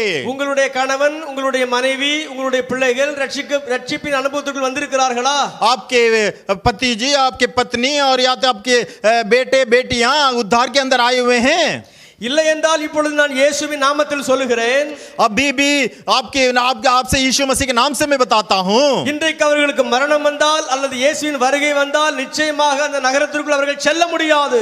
जरूर मैं आपके बीच में बताता हूं कि उस जगह में जो बनाया हुआ हमारे परमेश्वर ने उस जगह में प्रवेश नहीं कर पाएंगे। ரட்சிக்கப்படாத உங்கள் பிள்ளைகள் பாதாளத்திற்கு தான் செல்வார்கள். जो उद्धार नहीं पाए हुए आपके बेटे बेटियां जरूर नरक में प्रवेश करेंगे। ரட்சிக்கப்படாத உங்கள் மனைவியோ, உங்கள் கணவனோ, உங்கள் உடன்பிறப்புகளோ நரகத்திற்கு தான் செல்வார்கள். उद्धार ना पाए हुए आपके पति या पत्नी जो कोई भी है सब नरक में प्रवेश करेंगे। இது குறித்த கவலை என்றைக்காவது உங்களுக்கு ஏற்பட்டிருக்கிறதா? इसके बारे में आपने चिंतित रहा है या नहीं रहा है?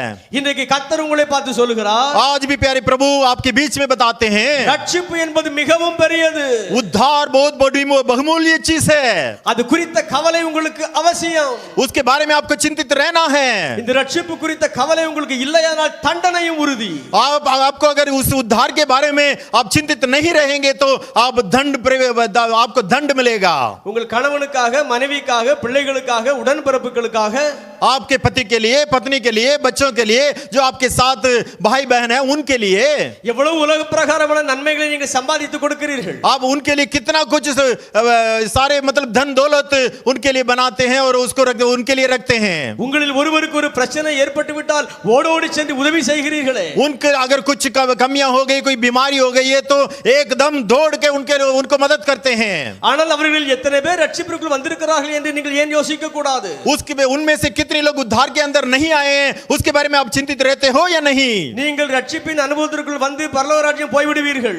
आप उद्धार के अंदर आकर के स्वर्ग में प्रवेश कर पाएंगे। ஆனால் उங்களுடைய குடும்ப உறுப்பினர்கள் ரட்சிப்புக்குள் வராமல் நரகத்திற்கு போய்விட்டால், आपके जो परिवार के जो सदस्य हैं उद्धार नहीं पाए हुए वो नरक में उद्धार नहीं पाएंगे तो அது எவ்வளவு பரிதாபமான ஒரு நிலை. वो कितना बड़ा जो बेकार चीज होता है। உங்க குடும்ப உறுப்பினர்கள் ரட்சிக்கப்படவில்லையானால் இன்றைக்கு கவலைப்படுங்கள் அவர்களுக்காக. आज भी आपके परिवार में अगर किसी का उद्धार नहीं पाए अगर कोई तो उसके लिए चिंतित रहना बहुत जरूरी है। இயேசுவால் தான் ரட்சிப்பு என்று அவர்களுக்கு சொல்லுங்கள். यीशु मसीह के द्वारा द्वारा ही अब वो लोग उद्धार पा सकते हैं। அவர்தான் உங்களுக்கு பரிசுத்த வாழ்வை தர முடியும் என்று சொல்லுங்கள். आप उनसे बताइए कि यीशु मसीह के द्वारा ही आप उद्धार पाएंगे। இயேசு சீக்கிரம் வரப்போகிறார் என்று சொல்லுங்கள். यीशु मसीह बहुत जल्दी आने वाले हैं करके इसके बारे में आप उन्हें बताइए। நீ ஆயத்தமாக இல்லையானால் அவர் உன்னை நரகத்தில் தள்ளுவார் என்று சொல்லுங்கள். ये सब कुछ अगर नहीं करेंगे तो जरूर यीशु मसीह आपको नरक में ढालेंगे करके उन्हें बताइए। உண்மையாகவே உங்கள் பிள்ளைகளை உங்கள் குடும்ப உறுப்பினர்களை நீங்கள் நேசிக்கிறீர்கள் என்று சொன்னால், अगर आप सच्ची में आपके बेटे को आपके जो परिवार के सदस्यों को प्रेम करते हो तो இந்த ரட்சிப்பின் செய்தி அவர்களுக்கு நீங்கள் சொல்லித்தான் ஆக வேண்டும். सच में मैं कहता हूं कि आप उनको इस उद्धार के बारे में जरूर बताएंगे। இயேசு அருளுகிற ரட்சிப்பை அவர்கள் பெற்றுக்கொள்வதற்கு நீங்கள் அவர்களை வழிநடத்தித்தான் ஆக வேண்டும். यीशु मसीह के द्वारा देने वाला इस उद्धार को अंदर उनको लेके आना बहुत जरूरी है। நாம் சொல்லவில்லை ஆனால் யார் சொல்வார் உங்களுடைய பிள்ளைகளுக்கு? आपके बच्चों को अगर आप नहीं बताएंगे तो और कौन बताएगा? இன்றைக்கு முழு உலகத்திற்கும் கொள்ளை நோயாகிய கொரோனா வந்திருக்கிறது. आज भी आप देखते हो कि जो कोरोना वायरस है वो बहुत ही मतलब पूरे संसार में आया हुआ है। அநேகர் மரித்து போகிறார்கள். कई लोग मरे हुए हैं। நாம் கவலைப்படுகிறோம். हम लोग चिंता रहते हैं उस पे। ஆனால் இயேசு இல்லாமல் ரட்சிப்பு இல்லாமல் எவ்வளவு பேர் மரித்து போகிறார்களோ, लेकिन आजकल भी यीशु के बिना कितने लोग मरते हैं। அவ்வளவு பேரும் பாதாளத்திற்கு தான் செல்வார்கள் என்று என்றைக்காவது நாம் கவலைப்பட்டதுண்டா? वो अगर उद्धार नहीं पाए हुए तो वो नरक की ओर जाएंगे, उसके बारे में आप चिंता रहते हो या नहीं रखते हो? ஆகையால் நம்மை சூழ இருக்கிறவர்களுக்கு இந்த ரட்சிப்பை கூறி அறிவிப்போம். इसलिए हमारे चारों ओर रहने वाले सभी को यीशु मसीह के उस उद्धार के बारे में बताएंगे। இயேசு சீக்கிரம் வருகிறார். यीशु बहुत जल्दी आने वाला है। யாரும் காணவில்லையா, யாரும் கேட்கவில்லையா, எண்ண முடியா மனிதர்கள் நித்தம் கடந்து செல்கின்றார். எங்கே செல்கின்றாய் நீ சொல், எங்கே செல்கின்றாய்? யாரும் காணவில்லையா, யாரும் கேட்கவில்லையா, எண்ண முடியா மனிதர்கள் நித்தம் கடந்து செல்கின்றார். இரங்குமையா இயேசுவே, இரங்குமையா இயேசுவே, இரங்குமையா இயேசுவே. செபிப்போர் மறைந்து போனாரோ, ஓடுப்போர் குறைந்து போனாரோ, உழைப்போர் சோர்ந்து போனாரோ, நரகலோகம் நிரம்புதே. ஜெபிப்போர் மறைந்து போனாரோ, கொடுப்போர் குறைந்து போனாரோ, உழைப்போர் சோர்ந்து போனாரோ, நரகலோகம் நிரம்புதே. எங்கே செல்கின்றாய் நீ சொல், எங்கே செல்கின்றாய்? யாரும் காணவில்லையா, யாரும் கேட்கவில்லையா, எண்ண முடியா மனிதர்கள் நித்தம் கடந்து செல்கின்றார். இரங்குமையா இயேசுவே, இரங்குமையா இயேசுவே, இரங்குமையா இயேசுவே. அல்லேலூயா. हालेलुया। ஒருவேளை நாம் நினைக்கலாம், நான் ரட்சிக்கப்பட்டு 30 ஆண்டு 20 ஆண்டு 10 ஆண்டு ஆகிவிட்டது. आप अगर सोचते हो कि मैं जो उद्धार पा करके मुझे 20 साल हो गया, 10 साल हो गया, 30 साल हो गया है, அது எனக்கு போதும் என்று. वो मेरे लिए काफी है करके आप सोचते होंगे। நல்லதுதான். बहुत अच्छा है। ஆனால் ரட்சிப்பிலே 3 நிலைகள் உண்டு. उद्धार में 3 भाग है. பாயிண்ட் நம்பர் 1, पहला पॉइंट வாசிக்க கேட்கலாம். हम पढ़ेंगे எபேசியர் 2ஆம் அதிகாரம் 5ஆம் வசனம். एबेसियों में दूसरा अध्याय में 5वां वचन. எபேசியர் 2:5. एबेसियों में दूसरा अध्याय में 5वां वचन. அக்கிரமங்களில் மரித்தவர்களாயிருந்த நம்மை அக்கிரமங்களில் மரித்தவர்களாயிருந்த நம்மை जो अधर्म में मरे हुए जो हम लोग थे கிறிஸ்துவனுடனே கூட உயிர்ப்பித்தார். கிறிஸ்துவுடனே கூட உயிர்ப்பித்தார். यीशु मसीह के द्वारा हमें एक नया जीवन दिया है. கிருபையினாலே ரட்சிக்கப்பட்டீர்கள். கிருபையினாலே ரட்சிக்கப்பட்டீர்கள். अनुग्रह के द्वारा आप उद्धार पाए हो. இந்த கடைசி வாக்கியத்தை கவனியுங்கள். आखिरी में जो पढ़ा हुआ उस बात को सुनिए. கிருபையினாலே ரட்சிக்கப்பட்டீர்கள். अनुग्रह के द्वारा आपने उद्धार पाया है. கடந்த காலம் பாஸ்ட் டென்ஸ்ல இருக்கிறது. ये जो पास्ट टेंस में लिखा हुआ है, जो गया हुआ वो बात है. ரட்சிக்கப்பட்டீர்கள். उद्धार पाए हुए. 8ஆம் வசனத்தை வாசிக்க கேட்கலாம். 8वां वचन को पढ़ेंगे. கிறிஸ்து இயேசு கிருபையினாலே கிருபையினாலே விசுவாசத்தை கொண்டு ரட்சிக்கப்பட்டீர்கள். விசுவாசத்தை கொண்டு ரட்சிக்கப்பட்டீர்கள். अनुग्रह के द्वारा और आपके विश्वास के द्वारा उद्धार के अंदर आए हो. இந்த वचनமும் சொல்லுகிறது. इस वचन में भी लिखा हुआ है ரட்சிக்கப்பட்டீர்கள். आप उद्धार पाए हुए हो. கடந்த காலம் பாஸ்ட் டென்ஸ்ல வருகிறது. वो पास्ट टेंस में जो हो गया है वो நாம் சொல்லுகிறோமே 30 ஆண்டுகளுக்கு முன்னர் பாவத்தை விட்டு இயேசுக்குள் வந்து விட்டேன் என்று. आप कहते हो कि मैं 30 साल पहले मैंने उद्धार में अंदर आ गया हूं. அதுதான் ரட்சிப்பின் முதல் நிலை. वही जो है उद्धार का पहला स्थान.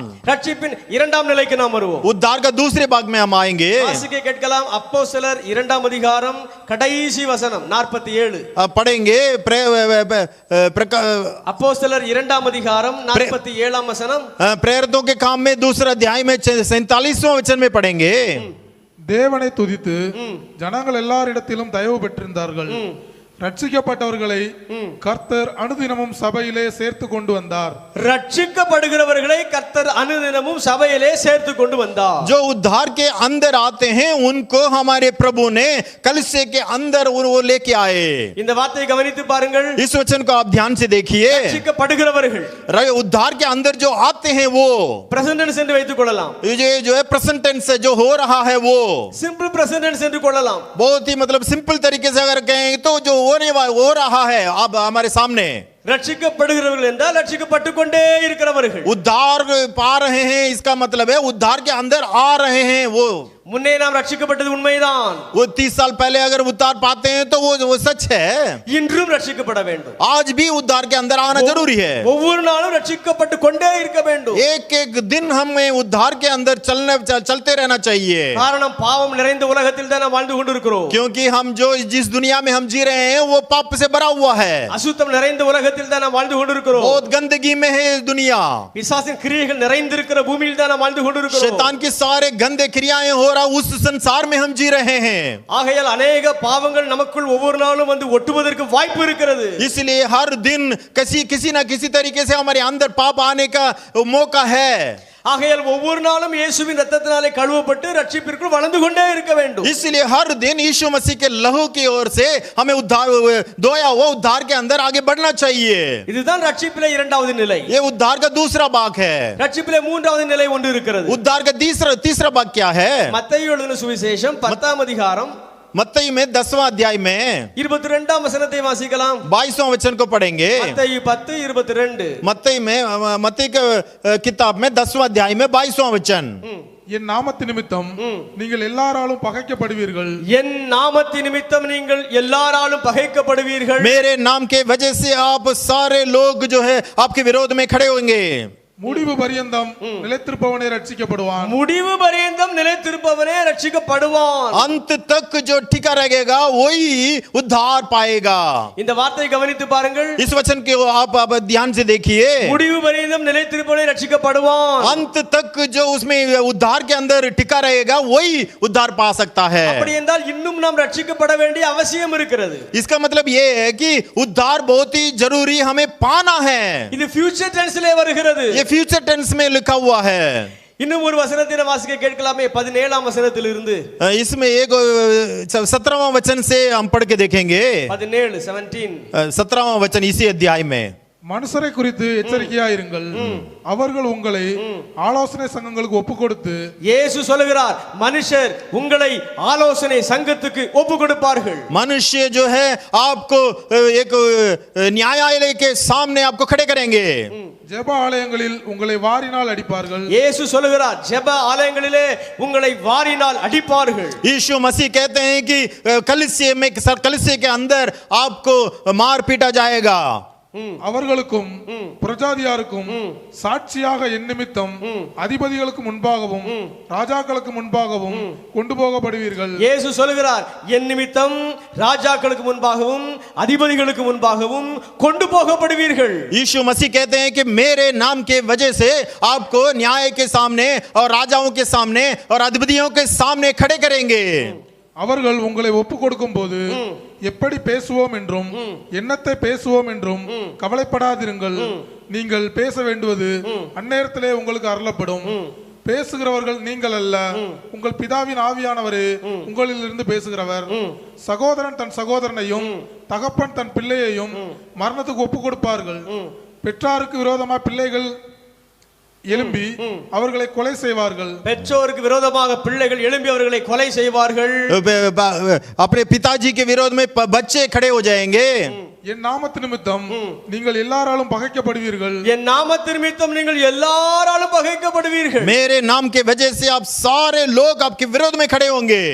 முடிவு பரியந்தம் நிலைத்திருப்பவனே ரட்சிக்கப்படுவான். முடிவு பரியந்தம் நிலைத்திருப்பவனே ரட்சிக்கப்படுவான். अंत तक जो टिका रहेगा वही उद्धार के अंदर प्रवेश कर पाएगा. இந்த காரியங்கள் எல்லாம் சீக்கிரத்திலே நிறைவேற போகிறது. ये सारे काम बहुत जल्दी होने वाला है. இயேசுவின் நாமத்தின் நிமித்தம் நமக்கு உபத்திரவம் வரும். यीशु मसीह के नाम की वजह से हमें उपद्रव होने वाला है. துன்பம் வரும், हमें परेशानियां आएगी, हमें दुख आएगी. அதிகாரிகளுக்கு முன்பாகவும் ராஜாக்களுக்கு முன்பாகவும் நாம் கொண்டு போய் விடப்படலாம். अधिपतियों के सामने और राजाओं के सामने हम हो सकता है वहां पर जाके खड़े होना पड़ेगा. இந்த துன்பத்தை பார்த்து நாம் பயந்து விடாமல், ये सारे बातों को देख करके हमें डरना नहीं चाहिए. இயேசுவை விட்டு பின்வாங்காமல் यीशु मसीह को छोड़कर ना जाएं. முடிவு பரியந்தம் நிலைத்திருந்தால் தான் ரட்சிக்கப்படுவோம். ये अंत तक हम अगर टिका रहेंगे तभी हम उद्धार पाएंगे. இன்னொரு வசனத்தை வாசிக்கலாம். एक और वचन को पढ़ेंगे. மத்தேயு 24:13. मत्ती में 24वां अध्याय में 13वां वचन. மத்தேயு 24:13. मत्ती में 24वां अध्याय में 13वां वचन. மாயக்காரராகிய வேதபாரகரே, இல்ல பிரதர், இல்ல, முடிவு பெரிய. மத்தேயு 24:13. मत्ती में 24वां अध्याय में 13वां वचन. அப்பொழுது இதோ கிறிஸ்து இங்கே இருக்கிறார். இல்ல இல்ல, மத்தேயு 24:13. முடிவு பரியந்தம் நிலைத்திருப்பவனே ரட்சிக்கப்படுவான். முடிவு பரியந்தம் நிலைத்திருப்பவனே ரட்சிக்கப்படுவான். अंत तक जो टिका रहेगा वही उद्धार पाएगा. இங்கேயும் இயேசு சொல்லுகிறார், முடிவு பரியந்தம் நாம் நிலைத்திருந்தால் தான் ரட்சிக்கப்படுவோம். यहाँ पर भी यीशु मसीह कहते हैं कि अंत तक तुम टिके रहेगा तो आप उद्धार पाओगे. 6ஆம் வசனத்திலிருந்து நீங்கள் ஃப்ரீயாக இருக்கும் பொழுது வாசித்து பாருங்கள். 6वां वचन से अगर आप खाली रहेंगे तो उस समय पर पढ़ के देखिए.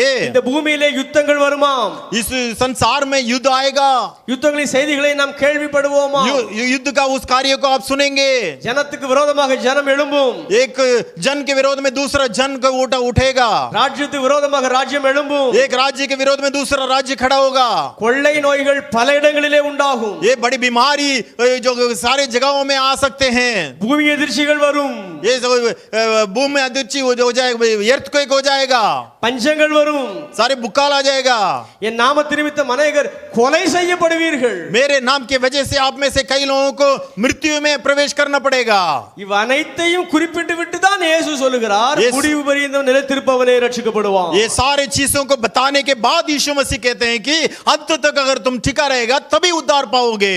நான் இயேசுவை பின்பற்றுகிறேன். मैं यीशु मसीह के पीछे चलता हूँ. நான் ஜெபம் பண்ணுகிறேன். मैं प्रार्थना करता हूँ. ஏன் எனக்கு உபத்திரவம் வருகிறது? मेरे लिए उपद्रव क्यों आता है? ஏன் எனக்கு வியாதி வருகிறது? मेरे लिए क्यों बीमारी आता है? ஏன் எனக்கு கஷ்டம் வருகிறது? मेरे लिए क्यों ये कष्ट आता है? என்று இயேசுவை விட்டு ஓடி போனால், अगर यीशु मसीह को छोड़ कर जाएंगे तो, சபையை விட்டு ஓடி போனால், चर्च को छोड़ करके जाएंगे तो, பரிசுத்த வாழ்வை விட்டு ஓடி போனால், पवित्रता उस जीवन को छोड़ कर जाएंगे तो, நீங்கள் முடிவு பரியந்தம் நிலைத்திருந்து நாம் பெற்றுக்கொள்ளக்கூடிய அந்த ரட்சிப்பை நீங்கள் பெற முடியாது. अंत तक टिका जीकर रह करके जो उद्धार को पाना चाहिए था आप वो पा नहीं सकते। மரணமே வந்தாலும் நான் இயேசுவை விட்டு பின்வாங்க மாட்டேன் என்று வாழ்கிறவர்களுக்கு தான் முடிவு வரைக்கும் நிலைத்திருக்கிற அந்த ரட்சிப்பு உண்டு. मृत्यु तक हम आप यीशु मसीह के लिए हम जिएंगे तभी उस उद्धार को हम पा सकते हैं। சீக்கிரத்திலே மிருகமாகிய அரசு ஒரு சொரூபத்தை கொண்டு வந்து இதை நீ வணங்கு என்று சொல்ல போகிறது. बहुत जल्दी से एक जो चिन्ह है उस चिन्ह को आप अपने हाथों में या तो जो कुछ जो प्रकाशित में लिखा हुआ है ऐसे ही होने वाला है। சீக்கிரத்திலே மிருகமாகிய அரசு ஒரு முத்திரையை கொண்டு வந்து ஒரு மைக்ரோ சிப்பை கொண்டு வந்து உங்களுடைய வலது கரத்திலே அல்லது நெற்றியிலே வைத்துக் கொள்ளுங்கள் என்று சொல்ல போகிறது. बहुत जल्दी से एक चिप को अपने हाथों में या तो मतलब अपने चिन्ह में रखने के लिए वो बताएंगे। அதற்கு நடுவிலும் நான் கர்த்தருக்காக எந்த பாடுகளையும் பட தயார் என்று நாம் நின்று பிடித்தால் தான் நான் முடிவு வரைக்கும் நிலைத்திருக்கிற அந்த ரட்சிப்பை பெற முடியும். उसके बीच में भी हम यीशु मसीह के लिए हम टिका रहेंगे तभी जो हम उद्धार पा सकते हैं। ரட்சிப்பின் இந்த மூன்று நிலைகளிலும் நாம் பாஸ் பண்ணாதான் நமக்கு பெயர் ரட்சிக்கப்பட்டவர்கள். हम ये जो 3 टेस्ट है इस तीनों स्थानों में हम पास करेंगे तभी हम आगे बढ़ सकते हैं। இப்படி இந்த மூன்று நிலைகளிலும் நாம் பாஸ் பண்ணி நாம் ரட்சிக்கப்பட்டவர்களாக இருந்தால் மட்டுமே அந்த ஒளியுள்ள நகரம் நம்மை அங்கீகரிக்கும். ये तीनों उस रास्ते में उस जगह को उस स्थान को पास करके आगे बढ़ेंगे तभी उस स्वर्गीय राज्य का उस स्थान में हम प्रवेश कर पाएंगे। ஹல்லேலூயா हालेलुया। ஆகையால் இப்படிப்பட்ட ரட்சிப்பிலே நான் வளர நாம் கவலைப்பட்டு கர்த்தருடைய சமூகத்திலே கெஞ்சுவோம் அதை அவர் நமக்கு அருளுவார். इस ऐसे जो बहुत ही बड़ी मूल्य बहुमूल्य इस उद्धार के बारे में अगर आप चिंतित करेंगे तो आप उस जगह में प्रवेश कर पाएंगे। பாயிண்ட் நம்பர் 2 दूसरा पॉइंट இதோடு நான் பிரசங்கத்தை முடிக்க விரும்புகிறேன். ये दूसरा पॉइंट में से मैं अपना प्रचार को खत्म करना चाहता हूँ। ஃபர்ஸ்ட் பாயிண்ட்ல நாம் பார்த்தோம் पहले पॉइंट में हमने देखा ரட்சிப்பிற்காக நாம் கவலைப்பட வேண்டும். उद्धार के बारे में आपको चिंतित होना चाहिए। இப்படி செகண்ட் பாயிண்ட்ல நாம் பார்க்க போகிறோம். दूसरा पॉइंट में क्या देखेंगे? வாசிக்க கேட்கலாம் 2 கொரிந்தியர் दूसरा कुरिन्थियों की किताब में 11ஆம் அதிகாரம் 11वां अध्याय 28ஆம் வசனம் 28वां वचन 2 கொரிந்தியர் 11:28 दूसरा कुरिन्थियों में 11वां अध्याय में 28वां वचन இவை முதலானவைகளை அல்லாமல் இவை முதலானவைகளை அல்லாமல் எல்லா சபைகளை குறித்தும் எல்லா சபைகளை குறித்தும் உண்டாயிருக்கிற கவலை என்னை நாள்தோறும் நெருக்குகிறது. பவுல் சொல்கிறார், पौलुस बताते हैं எல்லா சபைகளை குறித்து எனக்கு உண்டாயிருக்கிற கவலை நாள்தோறும் என்னை நெருக்குகிறது. सारे कलीसियों के बारे में उसके बारे में मैं सोचता हूं तो मेरे लिए बहुत चिंता होता हूं मैं। 23ஆம் வசனத்திலிருந்து நீங்கள் வாசித்து பாருங்கள். 23वां वचन से आप पढ़ के देखेंगे கிறிஸ்துவுக்காக अनेक துன்பங்களை இந்த பவுல் அனுபவித்திருக்கிறார். यीशु मसीह के लिए उन्होंने बहुत ही बोझ को उठाया है। अनेक தரம் அடிபட்டிருக்கிறார். कई बार उन्होंने उनको पीटे थे, கல்லெறியுண்டிருக்கிறார். कई बार उनको पत्थर मारे, 40க்கு 1 குறைய 5 தரம் 39 வாரடிகளினால் அடிக்கப்பட்டிருக்கிறார். तो 5 बार जो उनको पिटाए थे मारे थे। கப்பர் சேதத்திலே கஷ்டப்பட்டிருக்கிறார். नाव में जब जा रहे थे समुद्र में जाने के समय पर भी उनको बहुत मुश्किल हुआ था। வனாந்தரத்திலே பிரயாணத்திலே கண் விழிப்புகளிலே துன்பத்தை அனுபவித்திருக்கிறார். कई बार जाते हुए आते हुए कई जगहों में उनको परेशानियां हुई। சுய ஜனங்களாலும் அந்நிய ஜனங்களாலும் கள்ள சகோதரராலும் கஷ்டங்களை அனுபவித்திருக்கிறார். अपने लोगों से और दूसरे लोगों के तरफ से भी और कई लोगों के विरोध कई लोग उनके विरोध में उठे। பசியிலும் பட்டினியிலும் தாகத்திலும் நிர்வாணத்திலும் வாழ்ந்திருக்கிறார். कई बार जो उनको भोजन में नहीं मिला था और कई बार उनको बहुत ही ज्यादा परेशानियां आई। இப்பொழுது பவுல் சொல்கிறார், अभी पौलुस बताते हैं இது மட்டுமல்ல, केवल इतना ही नहीं, எல்லா சபைகளை குறித்து எனக்கு உண்டாயிருக்கிற கவலை என்னை நாள்தோறும் நெருக்குகிறது. सारे चर्च के बारे में सारे कलीसियों के बारे में मैं अगर सोचता हूं तो मेरे अंदर बहुत ही चिंतित रहता हूं। இன்னைக்கு நாம் பணமில்லை என்று கவலைப்படுகிறோம். आज तो हम चिंतित रहते हैं, पैसे नहीं है, வேலை இல்லை என்று கவலைப்படுகிறோம். काम नहीं है करके हम सोचते हैं, चिंता रहते हैं। குழந்தை இல்லையே, திருமணமாகவில்லை என்று கவலைப்படுகிறோம். शादी नहीं हुआ, बच्चे नहीं है करके हम चिंता रहते हैं। ஆனால் பவுல் அப்படி அல்ல. लेकिन पौलुस नहीं है ऐसा। எல்லா சபைகளை குறித்தும் இவர் கவலைப்படுகிறார். उसके अंदर ये चिंता थी कि चर्च कैसा है, चर्च के बारे में सोचते हुए चिंता है। அந்த கவலை இவர் சரீரத்தை ஒடுக்குகிறது, நெருக்குகிறது. ये जो चर्च के बारे में वो सोचते हुआ उनका शरीर में एक दुर्बलता आई थी। கொரிந்து சபையை பார்த்து தான் பவுல் இதை குறிப்பிடுகிறார். कुरिन्थियों को देख करके पौलुस बताते हैं इस तरह से। ஆகையால் இந்த கொரிந்து சபையை குறித்து ஒரு 5 காரியங்களை வேகமாக உங்களுக்கு நான் முன்வைக்க விரும்புகிறேன். इस कुरिन्थियों के बारे में 5 बातों को आपके बीच में बता करके आगे बढ़ना चाहता हूं. முதலாவதாக पहला 1 கொரிந்தியர் 1ஆம் அதிகாரம் 11ஆம் வசனத்திலிருந்து வாசிக்க கேட்கலாம். पहला कुरिन्थियों में पहला अध्याय में 11वां वचन से पढ़ेंगे. 1 கொரிந்தியர் 1ஆம் அதிகாரம் 11ஆம் வசனத்திலிருந்து पहला कुरिन्थियों में पहला अध्याय में 11वां वचन से. ஏனெனில் என் சகோதரரே உங்களுக்குள்ளே வாக்குவாதங்கள் உண்டென்று இந்த கொரிந்து சபையிலே வாக்குவாதம் உண்டு. ये कुरिन्थिय कलीसिया के अंदर आपस में बातचीत करने में एक लड़ाई. குலோவேயாளின் வீட்டாரால் உங்களை குறித்து எனக்கு அறிவிக்கப்பட்டது. உங்களில் சிலர் நான் பவுலை சேர்ந்தவன் என்றும் இந்த கொரிந்து சபையிலே சிலர் சொல்லுகிறார்கள் நான் பவுலை சேர்ந்தவன் என்று. कुछ लोग कहते हैं कि मैं पौलुस की और पौलुस के साथ हूं. நான் அப்பல்லோவை சேர்ந்தவன் என்றும் சிலர் சொல்லுகிறார்கள் நான் அப்பல்லோவை சேர்ந்தவன் என்று. कुछ लोग कहते हैं कि मैं अपोलोस के साथ हूं. நான் கேபாவை சேர்ந்தவன் என்றும் சிலர் சொல்லுகிறார்கள் நான் கேபா பேதுருவை சேர்ந்தவன் என்று. कुछ लोग कहते हैं कि मैं पत्रोस के साथ हूं. நான் கிறிஸ்துவை சேர்ந்தவன் என்றும் சிலர் சொல்லுகிறார்கள் நான் கிறிஸ்துவை சேர்ந்தவர்கள். कुछ लोग कहते हैं कि हम मसीह के साथ हैं. அன்பான கர்த்தருடைய பிள்ளைகளே ஒன்றை நாம் அறிந்து கொள்ள வேண்டும். प्रिय प्रभु की लोगों, एक बात को आपको जो सोचना जरूरी है. கர்த்தருடைய ஊழியர்கள் கர்த்தருடைய வார்த்தைகளை நமக்கு அறிவிக்கிறவர்கள் அவ்வளவுதான். परमेश्वर के दास लोग परमेश्वर के वचन को आपके बीच में प्रचार करने वाले हैं. கர்த்தருக்கு கொடுக்கிற அந்த மேன்மையை எந்த ஊழியர்களுக்கும் நாம் கொடுக்க வேண்டிய அவசியம் இல்லை. प्यारे प्रभु को परमेश्वर को जो महिमा देना चाहिए था वो महिमा को किसी और को हमें देना नहीं चाहिए.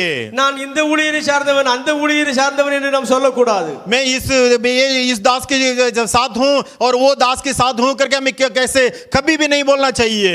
இங்கு ஒரு ஊழியர் வருகிறார் என்றால் இங்கு ஓடுவது, அங்கு ஒரு ஊழியர் வருகிறார் என்றால் அங்கு ஓடுவது, இது சரியானதாக இருக்க முடியாது. यहाँ पर एक प्रचार करने वाले परमेश्वर के दास आते हैं तो उनके साथ दौड़ना है, और वहां भी एक और दास अगर इस तरफ आते हैं आ जाते हैं तो उनके साथ दौड़ना, ऐसा नहीं रहना चाहिए. எந்த மனிதரை நாம் சார்ந்து வாழ வேண்டிய அவசியம் இல்லை. किसी मनुष्य के पीछे हमें चलना नहीं चाहिए. 1 கொரிந்தியர் 3ஆம் அதிகாரம் சொல்லுகிறது. पहला कुरिन्थियों में 3रा अध्याय में बताता है, கொரிந்தியரே நீங்கள் இப்படி சொல்லுகிறபடியால் நீங்கள் ஆவிக்குரியவர்கள் சபை அல்ல.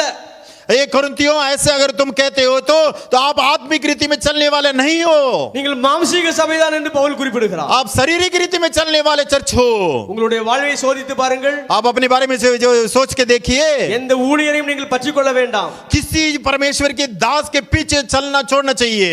எந்த பெண்ணையும் நீங்கள் எந்த மனிதனையும் நீங்கள் பற்றிக்கொள்ள வேண்டாம். किसी लड़कियों के पीछे या तो किसी मनुष्य के पीछे आपको चलना नहीं चाहिए. எந்த அரசியல்வாதியை நாம் பற்றிக்கொள்ள வேண்டாம். किसी जो पॉलिटिशियन है उसके पीछे नहीं चलना चाहिए. இயேசுவை மட்டுமே நாம் பற்றிக்கொள்ள வேண்டும். केवल यीशु मसीह को पकड़िए. இயேசுவை காட்டிலும் வேறு யாரையாவது நாம் பற்றிக்கொண்டால் நாம் மாம்சத்துக்குரியவர்கள் தான். यीशु मसीह को छोड़कर किसी और को अगर आप अपना करके उनके रास्ते में चलोगे तो आप शारीरिक रीति में चलने वाले हो. இந்த கொரிந்து சபையிலே अनेகர் இப்படி மாம்சத்துக்குரியவர்களாகத்தான் வாழ்ந்தார்கள். इस कुरिन्थियों के कलीसिया में उनमें से कई लोग ऐसे शारीरिक रीति में चलने वाले थे. இப்படிப்பட்ட மக்களுக்காக பவுல் சொல்கிறார் நான் கவலைப்படுகிறேன். ऐसे लोगों के बारे में पौलुस बताते हैं कि मैं उनके बारे में सोच करके मैं चिंतित रहता हूं. உங்களுடைய சபையிலும் இப்படிப்பட்டவர்கள் இருந்தால் आपके चर्च में भी अगर ऐसे लोग हैं तो ஆவிக்குரியவர்களாகிய நீங்கள் இவர்களுக்காக கவலைப்பட்டு ஜெபம் பண்ணுங்கள். आत्मिक रीति में चलने वाले आप इनके बारे में चिंतित रहना बहुत जरूरी है. இரண்டாவதாக दूसरा 1 கொரிந்தியர் 5ஆம் அதிகாரம் 1ஆம் வசனத்திலிருந்து வாசிக்க கேட்கலாம். पहला कुरिन्थियों में 5वें अध्याय में पहला वचन से पढ़ेंगे. 1 கொரிந்தியர் 5:1. पहला कुरिन्थियों में 5वें अध्याय में पहला वचन. உங்களுக்குள்ளே விபச்சாரம் உண்டென்று உங்களுக்குள்ளே விபசாரம் உண்டு என்று आपके बीच में व्यभिचार का जो काम है करके பிரசித்தமாய் சொல்லப்படுகிறது. போதும் பிரசித்தமாய் சொல்லப்படுகிறது. कई लोग आपके बारे में इस तरह से बुरा बात बताते हैं. பவுல் குறிப்பிடுகிறார் கொரிந்து சபையே உங்களில் சிலர் விபசாரக்காரர்களாக இருக்கிறீர்கள்.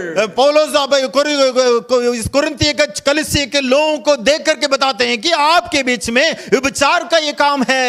சபைக்குள் வருகிறார்கள், चर्च के अंदर आते हैं, கர்த்தரை ஆராதிக்கிறார்கள், परमेश्वर को आराधना करते हैं, ஆனால் ஒரு பெண்ணை இச்சையோடு பார்க்கிறார்கள். लेकिन एक लड़की को एक गौर से देखते हैं, ஒரு மனிதனை இச்சையோடு பார்க்கிறார்கள். एक लड़के के ऊपर अपने मतलब प्रेम करते हैं. இன்டர்நெட்டில் ஆபாசமான காட்சிகளை காண்கிறார்கள். इंटरनेट में जा करके बहुत गलत गलत चीजों को वो देखते हैं. யாரோ சிலரை பார்க்கும் பொழுது ஆபாசமான எண்ணங்களின் அடிப்படையில் அவர்களை சிந்திக்கிறார்கள். किसी को देख करके उसके बारे में बहुत गलत चिंताएं विचार उनके मन में आता है. இப்படிப்பட்ட காரியங்கள் அனைத்துமே விபசாரம் தான். ये सारे चीज विचार के अंदर आ जाता है. நாம் சபைக்குள் வந்தும் இத்தகைய விபசாரமான எண்ணங்கள் நமக்குள் இருந்தால், अगर हम चर्च में रहता हुआ ऐसे विचार हमारे मन में रहेगा तो இதை விட்டு நாம் வெளியே வரும்படிக்கு நாம் கவலைப்பட வேண்டும். इससे छोड़ करके हमें बाहर आने के लिए हमें चिंतित होना चाहिए. அசுத்தமான எண்ணங்கள் என் உள்ளத்திற்குள் வருகிறதே ஆண்டவரே. प्यारे प्रभु, सारे गंदे काम गंदे विचार मेरे मन में आ रहा है.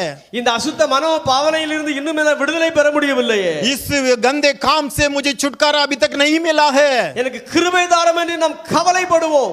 आप मुझे अनुग्रह कीजिए करके हमें चिंता रहना जरूरी है. பவுல் அப்படித்தான் கொரிந்து சபையில் உள்ள விபசாரர்களுக்காக கவலைப்பட்டார். पौलुस भी इस कोरिन्थियों का उन लोगों के बारे में उनका विचार का इस चिंताओं के इस कार्य में वो चिंतित रहा था. மூன்றாவதாக तीसरा, 1 கொரிந்தியர் 6 அதிகாரம் 1 வசனத்திலிருந்து வாசிக்க கேட்கிறேன். पहला कोरिन्थियों में 6वां अध्याय में पहला वचन से पढ़ेंगे. 1 கொரிந்தியர் 6 அதிகாரம் 1 வசனத்திலிருந்து. पहला कोरिन्थियों में 6वां अध्याय में पहला वचन से.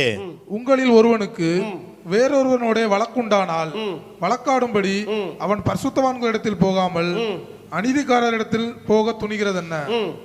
பரிசுத்தவான்கள் உலகத்தை நியாயம் தீர்ப்பார்கள் என்று அறியீர்களா? பரிசுத்தவான்கள் உலகத்தை நியாயம் தீர்ப்பார்கள் என்று அறியீர்களா? पवित्र लोग इस संसार को न्याय करेंगे करके आप नहीं जानते हो? உலகம் உங்களால் நியாயம் தீர்க்கப்படுவதா இருக்க, உலகம் உங்களால் நியாயம் தீர்க்கப்படுவதாக இருக்க, ये संसार आपके द्वारा न्याय होने वाला है. அற்ப வழக்குகளை தீர்க்க, அற்ப வழக்குகளை தீர்க்க, छोटे छोटे बातों को खत्म करने के लिए आप क्यों नहीं सोचते? நீங்கள் அபாத்திரரா? நீங்கள் அபாத்திரரா? आप क्यों नहीं सोचते उसके बारे में? போதும். बस மீதமுள்ள வசனங்களை வீட்டில் போய் நீங்கள் வாசித்து பாருங்கள். बाकी जो वचन है उसको आप अपने घर में जा करके उसको पढ़ के देखिए. சபையாகிய பரிசுத்தவான்களை பார்த்து கர்த்தருடைய ஆவியானவர் சொல்லுகிறார், चर्च में रहने वाले सारे पवित्र लोगों को देख करके पौलुस बताते हैं, உங்களுக்குள்ளே பிரச்சனைகள் வந்தால் நீங்கள் பரிசுத்தவான்களிடத்தில் போய் சரி செய்து கொள்ள வேண்டும். आपके बीच में आपस में अगर कोई लड़ाई झगड़ा छोटी मोटी बातें अगर हो जाती है तो पवित्र लोगों के पास आकर के आपके उस परेशानियों को दूर करना चाहिए. சகோதரனுக்கும் பிரச்சனை வந்தால், अगर भाई और बहन के बीच में कुछ बातें हो जाती है तो அவர்கள் நீதிமன்றம் செல்லக்கூடாது. वो जो है कोर्ट पे मतलब न्यायालय को नहीं जाना चाहिए. வழக்காடு மன்றம் செல்லக்கூடாது. वो कोर्ट में नहीं जाना चाहिए. அநீதிக்காரரிடத்திற்கு போகக்கூடாது. दूसरे लोगों के पास जा करके उनसे न्याय लेना नहीं चाहिए. அவர்கள் பரிசுத்தவான்களிடத்திற்கு வர வேண்டும். वो पवित्र लोगों के पास आना चाहिए. கர்த்தராகிய இயேசு குறிப்பிடுகிறார், यीशु मसीह बताते हैं, அற்ப காரியங்களுக்காக நீங்கள் ஏன் போய் வழக்காடு மன்றத்திலே நிற்க வேண்டும்? छोटे छोटे बातों को लेकर के आप क्यों न्यायालय में जाते हो? அதைவிட நீங்கள் என் நஷ்டத்தை பொறுத்துக் கொள்ள கூடாது. उसको छोड़ करके आप क्यों नष्ट को अपना लेते हो? அதைவிட நீங்கள் ஏன் கஷ்டத்தை சகித்துக் கொள்ள கூடாது? விட்டு கொடுத்து விட வேண்டியதுதானே என்று இயேசு சொல்லுகிறார். यीशु मसीह कहते हैं कि उसको आप छोड़ करके चलने दो करके आप क्यों नहीं छोड़ते? இந்த கொரிந்து சபையில் உள்ள अनेகர், ये कुरिन्थियों में रहने वाले कई लोग சின்ன சின்ன பிரச்சனைகளுக்கு கூட பரிசுத்தவான்களிடத்தில் வராமல் நீதிமன்றம் செல்கிறார்கள். छोटे छोटे बातों में वो पवित्र लोगों के पास ना आकर के इस संसारिक रीति में न्यायालय पे हो जाते हैं. ஆகையால் பவுல் இவர்களுக்காக கவலைப்படுகிறார். इसलिए पौलुस इन लोगों को देख करके उनके अंदर चिंता रहता है. இப்படிப்பட்டவர்கள் நம்முடைய சபையிலே இருந்தால் நாம் இவர்களுக்காக கவலைப்படுவோம். हमारे चर्च में भी ऐसे अगर लोग हैं तो उनके बारे में हमें चिंतित होना चाहिए. நான்காவதாக 14 बात, 1 கொரிந்தியர் 15 அதிகாரம் पहला कोरिन्थियों में 15वां अध्याय में 12 वசனத்தை வாசிக்கலாம். 12वां वचन को पढ़ेंगे. 1 கொரிந்தியர் 15:12. पहला कोरिन्थियों में 15वां अध्याय में 12वां वचन. கிறிஸ்து மரித்தோரிலிருந்து எழுந்தார் என்று பிரசங்கிக்கப்பட்டிருக்க, கிறிஸ்து மரித்தோரிலிருந்து எழுந்தார் என்று பிரசங்கிக்கப்பட்டிருக்க, मसीह मरे हुए में से जीवित उठे करके ऐसे प्रचार किए गए हैं. மரித்தோரின் உயிர் தெழுதல் இல்லை என்று உங்களில் சிலர் எப்படி சொல்லலாம்? மரித்தோரின் உயிர்த்தெழுதல் இல்லை என்று உங்களில் எப்படி சிலர் சொல்லலாம்? आप में से कुछ लोग कहते हैं कि मरे हुए में से जीवित नहीं हो सकते हैं करके आप कैसे कह सकते हो? இந்த கொரிந்து சபையில் உள்ள சிலர் மரித்தோரின் உயிர்த்தெழுதலை நம்பாதவர்கள். इस कोरिन्थियों में रहने वाले कुछ विश्वासी लोग ऐसे थे कि वो मरे हुए में से जी उठा उस यीशु मसीह के बारे में वो विश्वास नहीं करते थे.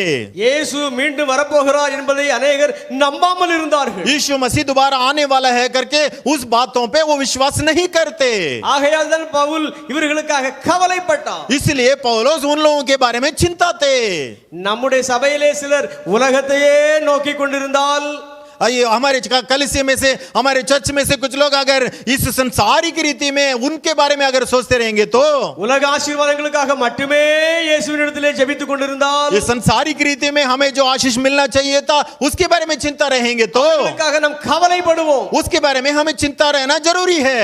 இயேசுவின் வருகை குறித்த தெளிவு அவர்களுக்கு வர வேண்டும் என்பதற்காக, यीशु मसीह के बारे में वो बहुत ही अच्छी तरह से जाने उसके लिए हमें चिंता रहना चाहिए. மரித்தோரின் உயிர்த்தெழுதலை குறித்த ஞானத்தை அவர்கள் பெற்றுக்கொள்ள வேண்டும் என்பதற்காக, मरे हुए में से जी उठा प्यारे प्रभु यीशु मसीह का उस ज्ञान को वो लोग पालें उसके लिए हमें चिंता रहना चाहिए. அவர்களுக்காக நாம் கவலைப்பட்டு அதை அவர்களுக்கு நாம் விவரித்து காண்பிப்போம். उसके बारे में हमें चिंता रहना चाहिए और उनको बताना भी जरूरी है. ஐந்தாவதாகவும் கடைசியாகவும் पांचवा और आखिरी 2 கொரிந்தியர் 6ஆம் அதிகாரம் दूसरा कोरिन्थियों में 6वां अध्याय में 11ஆம் வசனம், 11वां वचन. 2 கொரிந்தியர் 6:11. दूसरा कोरिन्थियों में 6वां अध्याय में 11वां वचन.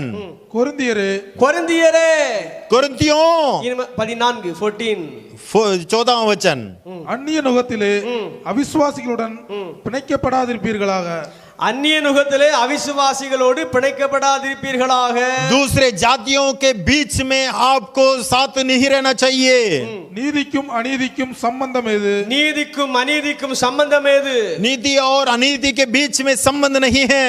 ஒளிக்கும் இருளுக்கும் ஐக்கியம் எது? ஒளிக்கும் இருளுக்கும் ஐக்கியம் ஏது? अंधकार और रोशनी के बीच में कैसे संबंध हो सकता है? கிறிஸ்துவுக்கும் பேலியாளுக்கும் இசைவேது? கிறிஸ்துவுக்கும் பேலியாளுக்கும் இசைவேது? प्रभु और जो शैतान है उनके बीच में वो दोनों एक साथ कैसे चल सकते हैं? அவிசுவாசியுடனே விசுவாசிக்கு பங்கேது? அவிசுவாசிகளுடனே விசுவாசிக்கு பங்கேது? अविश्वासी और विश्वासियों के बीच में संबंध कैसे हो सकता है? தேவனுடைய ஆலயத்துக்கும் தேவனுடைய ஆலயத்திற்கும் விக்கிரகங்களுக்கும் சம்பந்தம் எது? விக்கிரகங்களுக்கும் சம்பந்தம் ஏது? परमेश्वर की भवन और जो मूर्ति पूजा करने वाला वो मंदिर के बीच में कैसे संबंध हो सकता है? இதில் உள்ள அனைத்து காரியங்களின் சுருக்கத்தை உங்களுக்கு நான் சொல்லுகிறேன். ये सारे बातों को इकट्ठा करते हुए आपको बीच में बताना चाहता हूँ. நாம் இயேசுக்குள் வந்த பின்னர் பாவத்தை எட்டி பார்க்க கூடாது. हम यीशु मसीह के अंदर आ जाते हैं तो पाप को और हमें देखना नहीं चाहिए. நாம் நீதிமான்களாக மாற்றப்பட்ட பின்னர் அநீதியான காரியங்களை நோக்க கூடாது. हम धर्मी बन गए हैं तो अन्याय के वो सारे बातों को उस काम को नहीं करना चाहिए. கர்த்தருடைய ஆலயத்திலே நற்கருணையிலே பங்கு பெற்று விக்கிரக ஆலயங்களிலே போய் அமர்ந்து பந்தியிலே அமரக்கூடாது. पवित्र भवन में प्रभु भोजन में भाग लेते हुए दूसरे मंदिर में जाकर के और उसमें उन लोगों के साथ मिलना नहीं चाहिए. நாம் விசுவாசிகளாக இருந்தால் அவிசுவாசிகளை திருமணம் செய்யக்கூடாது. हम अगर विश्वासी हैं तो अन्य जातियों के साथ हमें मैरिज वगैरह नहीं करना चाहिए. பாவத்துக்கும் பரிசுத்தத்திற்கும் சம்பந்தம் ஏது? पाप और पवित्रता के बीच में कैसे हो सकता है एक நீதிக்கும் सत्ता? அநீதிக்கும் சம்பந்தம் ஏது? न्याय और अन्याय के बीच में कैसे संबंध हो सकता है? கர்த்தராக இயேசுவின் கரத்தை ஒரு கையிலே நாம் பிடித்துக்கொண்டு अब एक साइड में तो हम यीशु मसीह के हाथ को पकड़ लेते हैं, இன்னொரு கரத்தை பிசாசோடு நாம் கோர்த்து கொள்ள கூடாது. दूसरी ओर शैतान के हाथों को भी पकड़ लेंगे तो वो कैसे हो सकता है? சபைக்கு வருகிற பொழுது பரிசுத்தமாய் வாழ்ந்து பாடல்களை பாடி ஆராதித்து விட்டு चर्च में जब आते हैं तो एक मनोहर के पवित्रता में गीत वगैरह को हम गाते हैं. வீட்டுக்கு போன பின்ன உலகத்தாரை போல நாம் வாழக்கூடாது, பேசக்கூடாது, செயல்படக்கூடாது. घर में जाने के बाद इस दुनिया वाले के तरह सारे गंदे कामों को नहीं करना चाहिए. இப்படி கொரிந்து சபையில் உள்ள अनेகர் இரண்டு பக்கத்திலும் கால் வைத்தவர்களாக இருந்தபடியினால் इस कोरिन्थिया का चर्च में रहने वाले कुछ विश्वासी लोग ये दोनों काम में रहते थे. इसलिए பவுல் இவர்களுக்காக கவலைப்பட்டார். पौलुस इन लोगों को देख करके चिंता था. நாமும் இப்படிப்பட்ட மக்களை நம்முடைய சபையிலே நம்முடைய குடும்பத்திலே பார்க்கும் பொழுது இவர்களுக்காக கவலைப்படுவோம். हम भी इन लोगों को देख करके हमें जो है इनमें से उन लोगों को छुड़ाना चाहिए. வீணாக உலக பிரகாரமான ஆசீர்வாதங்கள் இல்லை என்று நாம் கவலைப்படுவதை நிறுத்திவிட்டு इस दुनिया की रीति में, संसारिक रीति में हमें आशीष नहीं मिला करके उसके बारे में चिंतित ना रहें। இப்படிப்பட்ட ஆவிக்குரிய காரியங்களிலே குறைபட்டு சபைக்குள் வருகிற மக்களுக்காக நாம் கவலைப்படுவதுதான் சால சிறந்தது। इस अब ये जो परमेश्वर जो चाहते हैं उस उनमें अगर हमारे चर्च में से कुछ लोग अगर ठीक तरह से नहीं है तो उनके बारे में चिंतित रहना जरूरी है। ஆண்டவரே எங்களுடைய சபையிலே ஒருவரும் மனிதனை பின்பற்ற கூடாது। ए प्रभु, हमारे चर्च में रहने वालों में से कोई भी इस मनुष्य के उस रास्ते में नहीं चलना चाहिए। எந்த மனிதனுக்கு பின்பதாகவும் செல்லக்கூடாது ஆண்டவரே। किसी मनुष्य के पीछे नहीं चलना चाहिए। விபச்சாரத்திலே ஈடுபடக்கூடாது। व्यभिचार के उस काम में नहीं रहना चाहिए। எங்களுக்குள்ளே தப்பிதங்களை நாங்களே மன்னித்துக் கொள்ளாமல் அநீதிக்காரர்களிடத்திலே போகக்கூடாது। हम आपस में जो छोटे मोटे बातें हो जाती है उस बात को आपस में ना सही करें, दूसरे लोगों की ओर नहीं जाना चाहिए। உலகத்திற்காகவே வாழ்ந்து பரலோகத்தை நினைக்காமல் இயேசுவின் இரண்டாம் வருகை நினைக்காமல் வாழக்கூடாது। इस दुनिया के बारे में जी करके उस स्वर्गीय क्या उस बातों को छोड़कर ऐसे जीना नहीं चाहिए। பரிசுத்த வாழ்வு பாவ வாழ்வு இரண்டிலும் நாங்கள் ஈடுபடக்கூடாது। पवित्र जीवन और पाप का जीवन, ये दोनों में उनका हमारे जीवन नहीं रहना चाहिए। உமக்குள் ஒரு ஸ்திரத்தன்மையோடு வாழ எங்களுக்கு கிருபை தாரும்। आपके अंदर एकदम ठीक करके उस पवित्रता में चलने के लिए अनुग्रह कीजिए। என்கிற நிலைக்கு நாம் வளர வேண்டும்। ऐसे स्थिति में उस जगह तक हमें पहुंचना जरूरी है। அல்லேலூயா। हालेलुया। நாம் சபையாக இருக்கிறோம், கிறிஸ்து இயேசுவே அதற்கு தலையாக சிரசாக இருக்கிறார்। हम चर्च के मेंबर हैं और हमारा सर जैसे यीशु मसीह है। நாம் அனைவரும் இயேசுவாகிய சரீரத்தின் அவயவங்களாக உறுப்பினர்களாக இருக்கிறோம்। यीशु मसीह का उस चर्च का सदस्य वो हम हैं। நம்மில் ஒரு உறுப்பாகிய ஒரு மனிதனோ ஒரு பெண்ணோ பாவத்திலே விழுந்து கிடந்தால் நாம் அவனுக்காக கவலைப்பட வேண்டும்। उस ये जो शरीर का एक अंग है, अगर उनमें से कोई पाप में भरा हुआ है या तो पाप में गिरा हुआ है तो उनके लिए हमें चिंतित रहना और प्रार्थना करना जरूरी है। சபையாகிய நாம் அனைவரும் சிரசாகி இயேசுவை பற்றிக்கொண்டு விசுவாசத்திலும் பரிசுத்தத்திலும் வளர நம்மை ஒப்பு கொடுப்போம்। हमारे चर्च का जो सर यीशु मसीह है उनमें बड़े आगे बहुत ही जो प्रभु चाहते हैं उनके रास्ते में चलने के लिए अनुग्रह करें। சபையின் அஸ்திபாரம் நல்மீட்பர் கிறிஸ்துவே, சபையின் ஜன்மாதாரம் அவரின் வார்த்தையே,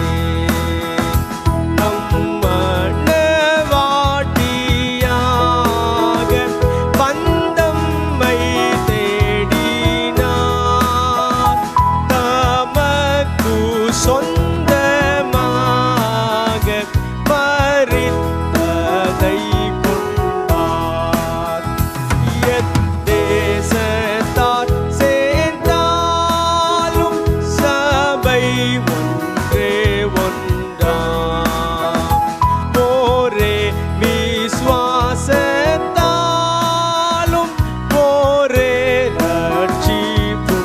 ரட்சிப்புண்டாம், ஒரே தெய்வீக நாமம் சபையை இணைக்கும், போதிவ ஞானாகாரம் பக்தரை போஷிக்கும்। இரண்டு காரியங்களுக்காக நாம் கவலைப்பட வேண்டும்। दो बातों के बारे में हमें चिंता रहना चाहिए। ரட்சிப்பிற்காக கவலைப்படுவோம், उद्धार के बारे में हमें चिंता रहना चाहिए। சபைக்காக கவலைப்படுவோம்। हमारे चर्च के बारे में हमें सोच करके उसके बारे में चिंता रहना चाहिए। இயேசு சொல்லுகிறார் ரட்சிப்பிற்காக கவலைப்படுங்கள்। यीशु मसीह कहते हैं कि उद्धार के बारे में आपको चिंता रहना जरूरी இயேசு है। சொல்லுகிறார் சபைக்காக கவலைப்படுங்கள்। यीशु मसीह कहते हैं कि आपके कलीसिया के बारे में आपको चिंता रहना जरूरी है। இப்படி ரட்சிப்பிற்காக கவலைப்படாமல் வாழ்ந்தால் உங்களுக்கு தண்டனை வரும்। इस उद्धार के बारे में अगर आप चिंतित न रहेंगे तो आपको दंड जरूर मिलेगा। கர்த்தருடைய சமூகத்திலே நாம் நம்மை ஒப்பு கொடுக்கலாமா? प्रभु के सम्मुख में हम अपने आप को सौंपेंगे। ஆவிக்குரிய ரட்சிப்பிற்காக கவலைப்பட என்னை நான் ஒப்பு கொடுக்கிறேன் ஆண்டவரே। आत्मिक रीति में उद्धार के लिए मैं अपने आप को सौंपता हूं प्रभु। உம்முடைய சபையாகிய अनेक மக்களின் ஆவிக்குரிய ஆசீர்வாதங்களுக்காக நான் கவலைப்பட என்னை ஒப்பு கொடுக்கிறேன் ஆண்டவரே। आपके कलीसिया में रहने वाले विश्वासियों के लिए भी हमें चिंता रहता हूं। கண்களை மூடிக்கொள்வோம், अपने आंखों को बंद करेंगे, நாம் ஜெபம் பண்ணுவோம்। हम प्रार्थना करेंगे। பரலோக பிதாவே உமக்கு हे- ஸ்தோத்திரம். हे स्वर्गीय पिता, आपको स्तुति और तारीफ हो। வானத்துக்கும் பூமிக்கும் ஆண்டவரே உமக்கு ஸ்தோத்திரம். आकाश और इस पृथ्वी के प्रभु हो, आपको धन्यवाद हो। இயேசு கிறிஸ்துவே உமக்கு ஸ்தோத்திரம். प्यारे प्रभु यीशु मसीह, आपको स्तुति हो। இன்றைக்கு உம்முடைய வார்த்தைகளை கேட்ட ஒவ்வொருவருக்காக நாங்கள் ஜெபிக்கிறோம். आज के दिन में भी इस वचन को सुने प्यारे भाई और बहनों के लिए आपको धन्यवाद करते हैं। பாவத்திலே சிக்கி கிடக்கிறவர்களை விடுவிப்பீராக இயேசுவின் पाप நாமத்தில். में से जो फंसे हुए हैं उनको छुटकारा दे प्रभु। நீர் அருளுகிற ரட்சிப்பு பரிசுத்த வாழ்வு இந்த ஜனங்களுக்கு கடந்து வருவதாக. आप जो देने वाले हो उस उद्धार और पवित्रता इनके जीवन में आ जाए प्रभु। இவர்களின் குடும்ப உறுப்பினர்களுள் யாரெல்லாம் ரட்சிக்கப்படவில்லையோ அவர்களுக்கெல்லாம் இவர்கள் கவலைப்பட்டு ஜெபித்து ரட்சிப்பை கூறி அறிவிக்கக்கூடிய கிருபை இவர்களுக்கு தருவீராக. इनके परिवार में जो कोई भी उद्धार के अंदर नहीं आए हुए हैं उनके लिए आपके चरणों में प्रार्थना करके उनका अंदर लेके आने के लिए अनुग्रह करिए प्रभु। மனிதர்களை பின்பற்றுகிறவர்களை தொடுவீராக. मनुष्य के पीछे जो लोग चाहते हैं, वो जो जाते हैं, उनको अपने ओर लेके आइए प्रभु। விபச்சாரத்திலே விழுந்து கிடக்கிறவர்களை சந்திப்பீராக. व्यभिचार के उस कार्य में फंसे हुए हैं उनको आप मिलिए राजा। ஒருவருக்கொருவர் குறைபாடுகளை மன்னிக்காமல் அநீதிக்காரரிடத்திலே செல்லுகிறவர்களை கர்த்தர் தொடுவீராக. जो इस दुनिया के रीति में आप दूसरे लोगों के पास जा करके न्याय करने वाला उस बात को छोड़ करके आपस में छोटे मोटे बातों को सही करने के लिए अनुग्रह कीजिए। உம்முடைய வருகைக்கு ஆயத்தப்பட கிருபை தாரும். आप जब आने वाले हो उसके लिए तैयार होने के लिए अनुग्रह कीजिए। மரித்தோரின் உயிர்த்தெழுதலை அறிந்து சரியாக இந்த பூமியிலே வாழ கிருபை தாரும். मरे हुए में से जी उठा प्यारे प्रभु का उस बातों को विश्वास करने के लिए अनुग्रह कीजिए। உலகத்தோடு பாவத்தோடு பிசாசோடு ஒத்து வாழாமல் இயேசுவுக்காக வாழ கிருபை தாரும். इस संसारिक रीति में और जो इस संसार के सारे बातों के पीछे ना चलें, आपके रास्ते में चलने के लिए अनुग्रह कीजिए। பரிசுத்த ஆவியானவரே உம்முடைய வல்லமை கடந்து வருவதாக. पवित्र आत्मा इन लोगों के बीच में आपका सामर्थ्य उंडेलिए प्रभु। இந்த வார்த்தையை கேட்ட ஒவ்வொருவரையும் கர்த்தருடைய ஆவியானவர் ஆளுகை செய்யும் நடத்தும். ये वचन को जो कोई भी सुना है उनके बीच में आप क्रिया करें और चलाइए राजा। ரட்சகர் இயேசுவின் நாமத்தில் ஜெபிக்கிறோம் நல்ல பிதாவே. प्यारे प्रभु यीशु मसीह के नाम से प्रार्थना करते हैं प्यारे प्रभु। आमीन. आमीन आमीन। Hallelujah hallelujah hallelujah. परमेश्वर के नाम की महिमा हो। आज के दिन में भी आपके बीच में परमेश्वर के वचन को देने के लिए, प्रचार करने के लिए परमेश्वर ने अनुग्रह किया, इसके लिए प्रभु को धन्यवाद करता हूं। और दोबारा एक बार और आपके बीच में परमेश्वर के वचन को हम देखेंगे, तब तक प्रभु के अनुग्रह हमारे साथ रहें। प्यारे प्रभु की महिमा हो। आमीन। தேவனுடைய ஆசீர்வாதத்தை நீங்க பெற்றிருக்கிறீர்கள். परमेश्वर की आशीष को आपने प्राप्त किया है। எத்தனையோ செய்திகளை நாம் கேட்டிருக்கிறோம். கவலைப்படாதிருங்கள் என்ற செய்தியை தான் கேட்டிருக்கிறோம். हमने कितने ही प्रचार को सुना, मतलब चिंता मत करिए करके बोला होगा। ஒரு வித்தியாசமான சபைக்கு தேவையான ஒரு நல்ல வார்த்தை இன்றைக்கு நாம் கேட்டோம். और कलीसिया के लिए एक बहुत अच्छा एक मैसेज हमने सुना। கவலைப்படுங்கள் என்று சொல்லி चिंता होइए करके कहते हैं। எதற்காக கவலைப்பட வேண்டும் என்ற நல்ல ஒரு செய்தியை நாம் கேட்டோம். क्यों चिंता करना है करके अच्छी तरह हमने सुना। நாம் பெற்றிருக்கிற ரட்சிப்பிற்காய் நாம் கவலைப்பட வேண்டும். हमने जो पाए उद्धार के लिए हमको चिंता होना है। நாம் சபைக்காக நாம் கவலைப்பட வேண்டும். कलीसिया के लिए चिंता होना होगा। காரணம் தண்டனையில் இருந்து தப்பித்துக் கொள்ள வேண்டிய காரியத்தை குறித்து நாம் இன்றைக்கு சிந்தித்தோம். क्योंकि दंड के लिए कैसे भी परमेश्वर के नाम का हमने ध्यान किया। எனவே அதற்காக நாம் நிச்சயம் கவலைப்பட வேண்டும் என்ற ஒரு நல்ல வார்த்தை நாம் கேட்டதற்காக கர்த்தருக்கு நன்றி என்று और சொல்லுவோம். बहुत अच्छा हमने परमेश्वर के वचन के लिए परमेश्वर का धन्यवाद करेंगे। நாம் ஜெபம் செய்து முடிப்போம். हम प्रार्थना करके खत्म करते அன்பின் हैं। தகப்பனே, சபைக்கு தேவையான நல்ல ஒரு வார்த்தை நீ கொடுத்ததற்காக உமக்கு நன்றி. प्यारे पिता, बहुत अच्छे वचन को आपने दिया प्रभु, आपके लिए धन्यवाद करता நாம் हूँ। பெற்றிருக்கிற ரட்சிப்பிற்காக, நாம் இருக்கிற சபைக்காக நாம் கவலைப்பட வேண்டும் என்ற ஒரு நல்ல வார்த்தை நீ கொடுத்ததற்காக உமக்கு நன்றி. और हमने जो उद्धार को पाया परमेश्वर, हम उसके लिए धन्यवाद करते हैं प्रभु। இன்றைக்கு எங்களோடு கூட இணைந்து யாரெல்லாம் இந்த நல் வார்த்தைகளை கேட்டார்களோ நிச்சயம் இந்த காரியம் அவருடைய இருதயத்தை தங்கி அதற்கு வேண்டியதான காரியத்தை எல்லாவற்றையும் ஆயத்தப்படுத்திக் கொள்ள உதவி और इस செய்யும். समय पर कोई भी सुना हो परमेश्वर, उनके जीवन में अद्भुत काम को कर परमेश्वर, क्रिया को कर परमेश्वर। ஒவ்வொருடைய வீட்டுகளிலும் உங்களுடைய வல்ல வார்த்தை கடந்து போனதற்காக உமக்கு एक நன்றி. एक के घर पे परमेश्वर आपकी पवित्रता के आत्मा को गया प्रभु, आपके लिए धन्यवाद कर। ஒவ்வொரு ஜனங்களையும் ஆசீர்வதி. एक एक उनको आशीष कर परमेश्वर। இயேசு கிறிஸ்துவின் நாமத்தினாலே ஆசீர்வதித்து ஜெபிக்கிறேன். यीशु मसीह के नाम से आशीष करके समाप्त करते हैं। आमेन आमेन। நம்முடைய ஆண்டவராகிய இயேசு கிறிஸ்துவின் கிருபை, पवित्र यीशु मसीह के नाम से, பிதாவாகிய தேவனுடைய அன்பு, पवित्र आत्मा का सारा प्रेम, ஆவியானவருடைய அன்யோன்ய ஐக்கியம், पवित्र आत्मा का सौभाग्यता सारे पवित्र के साथ கர்த்தருடைய வருகை மட்டும் வைத்திருப்பதாக. परमेश्वर के आने तक रहने पाए। ஆமென். आमेन आमेन।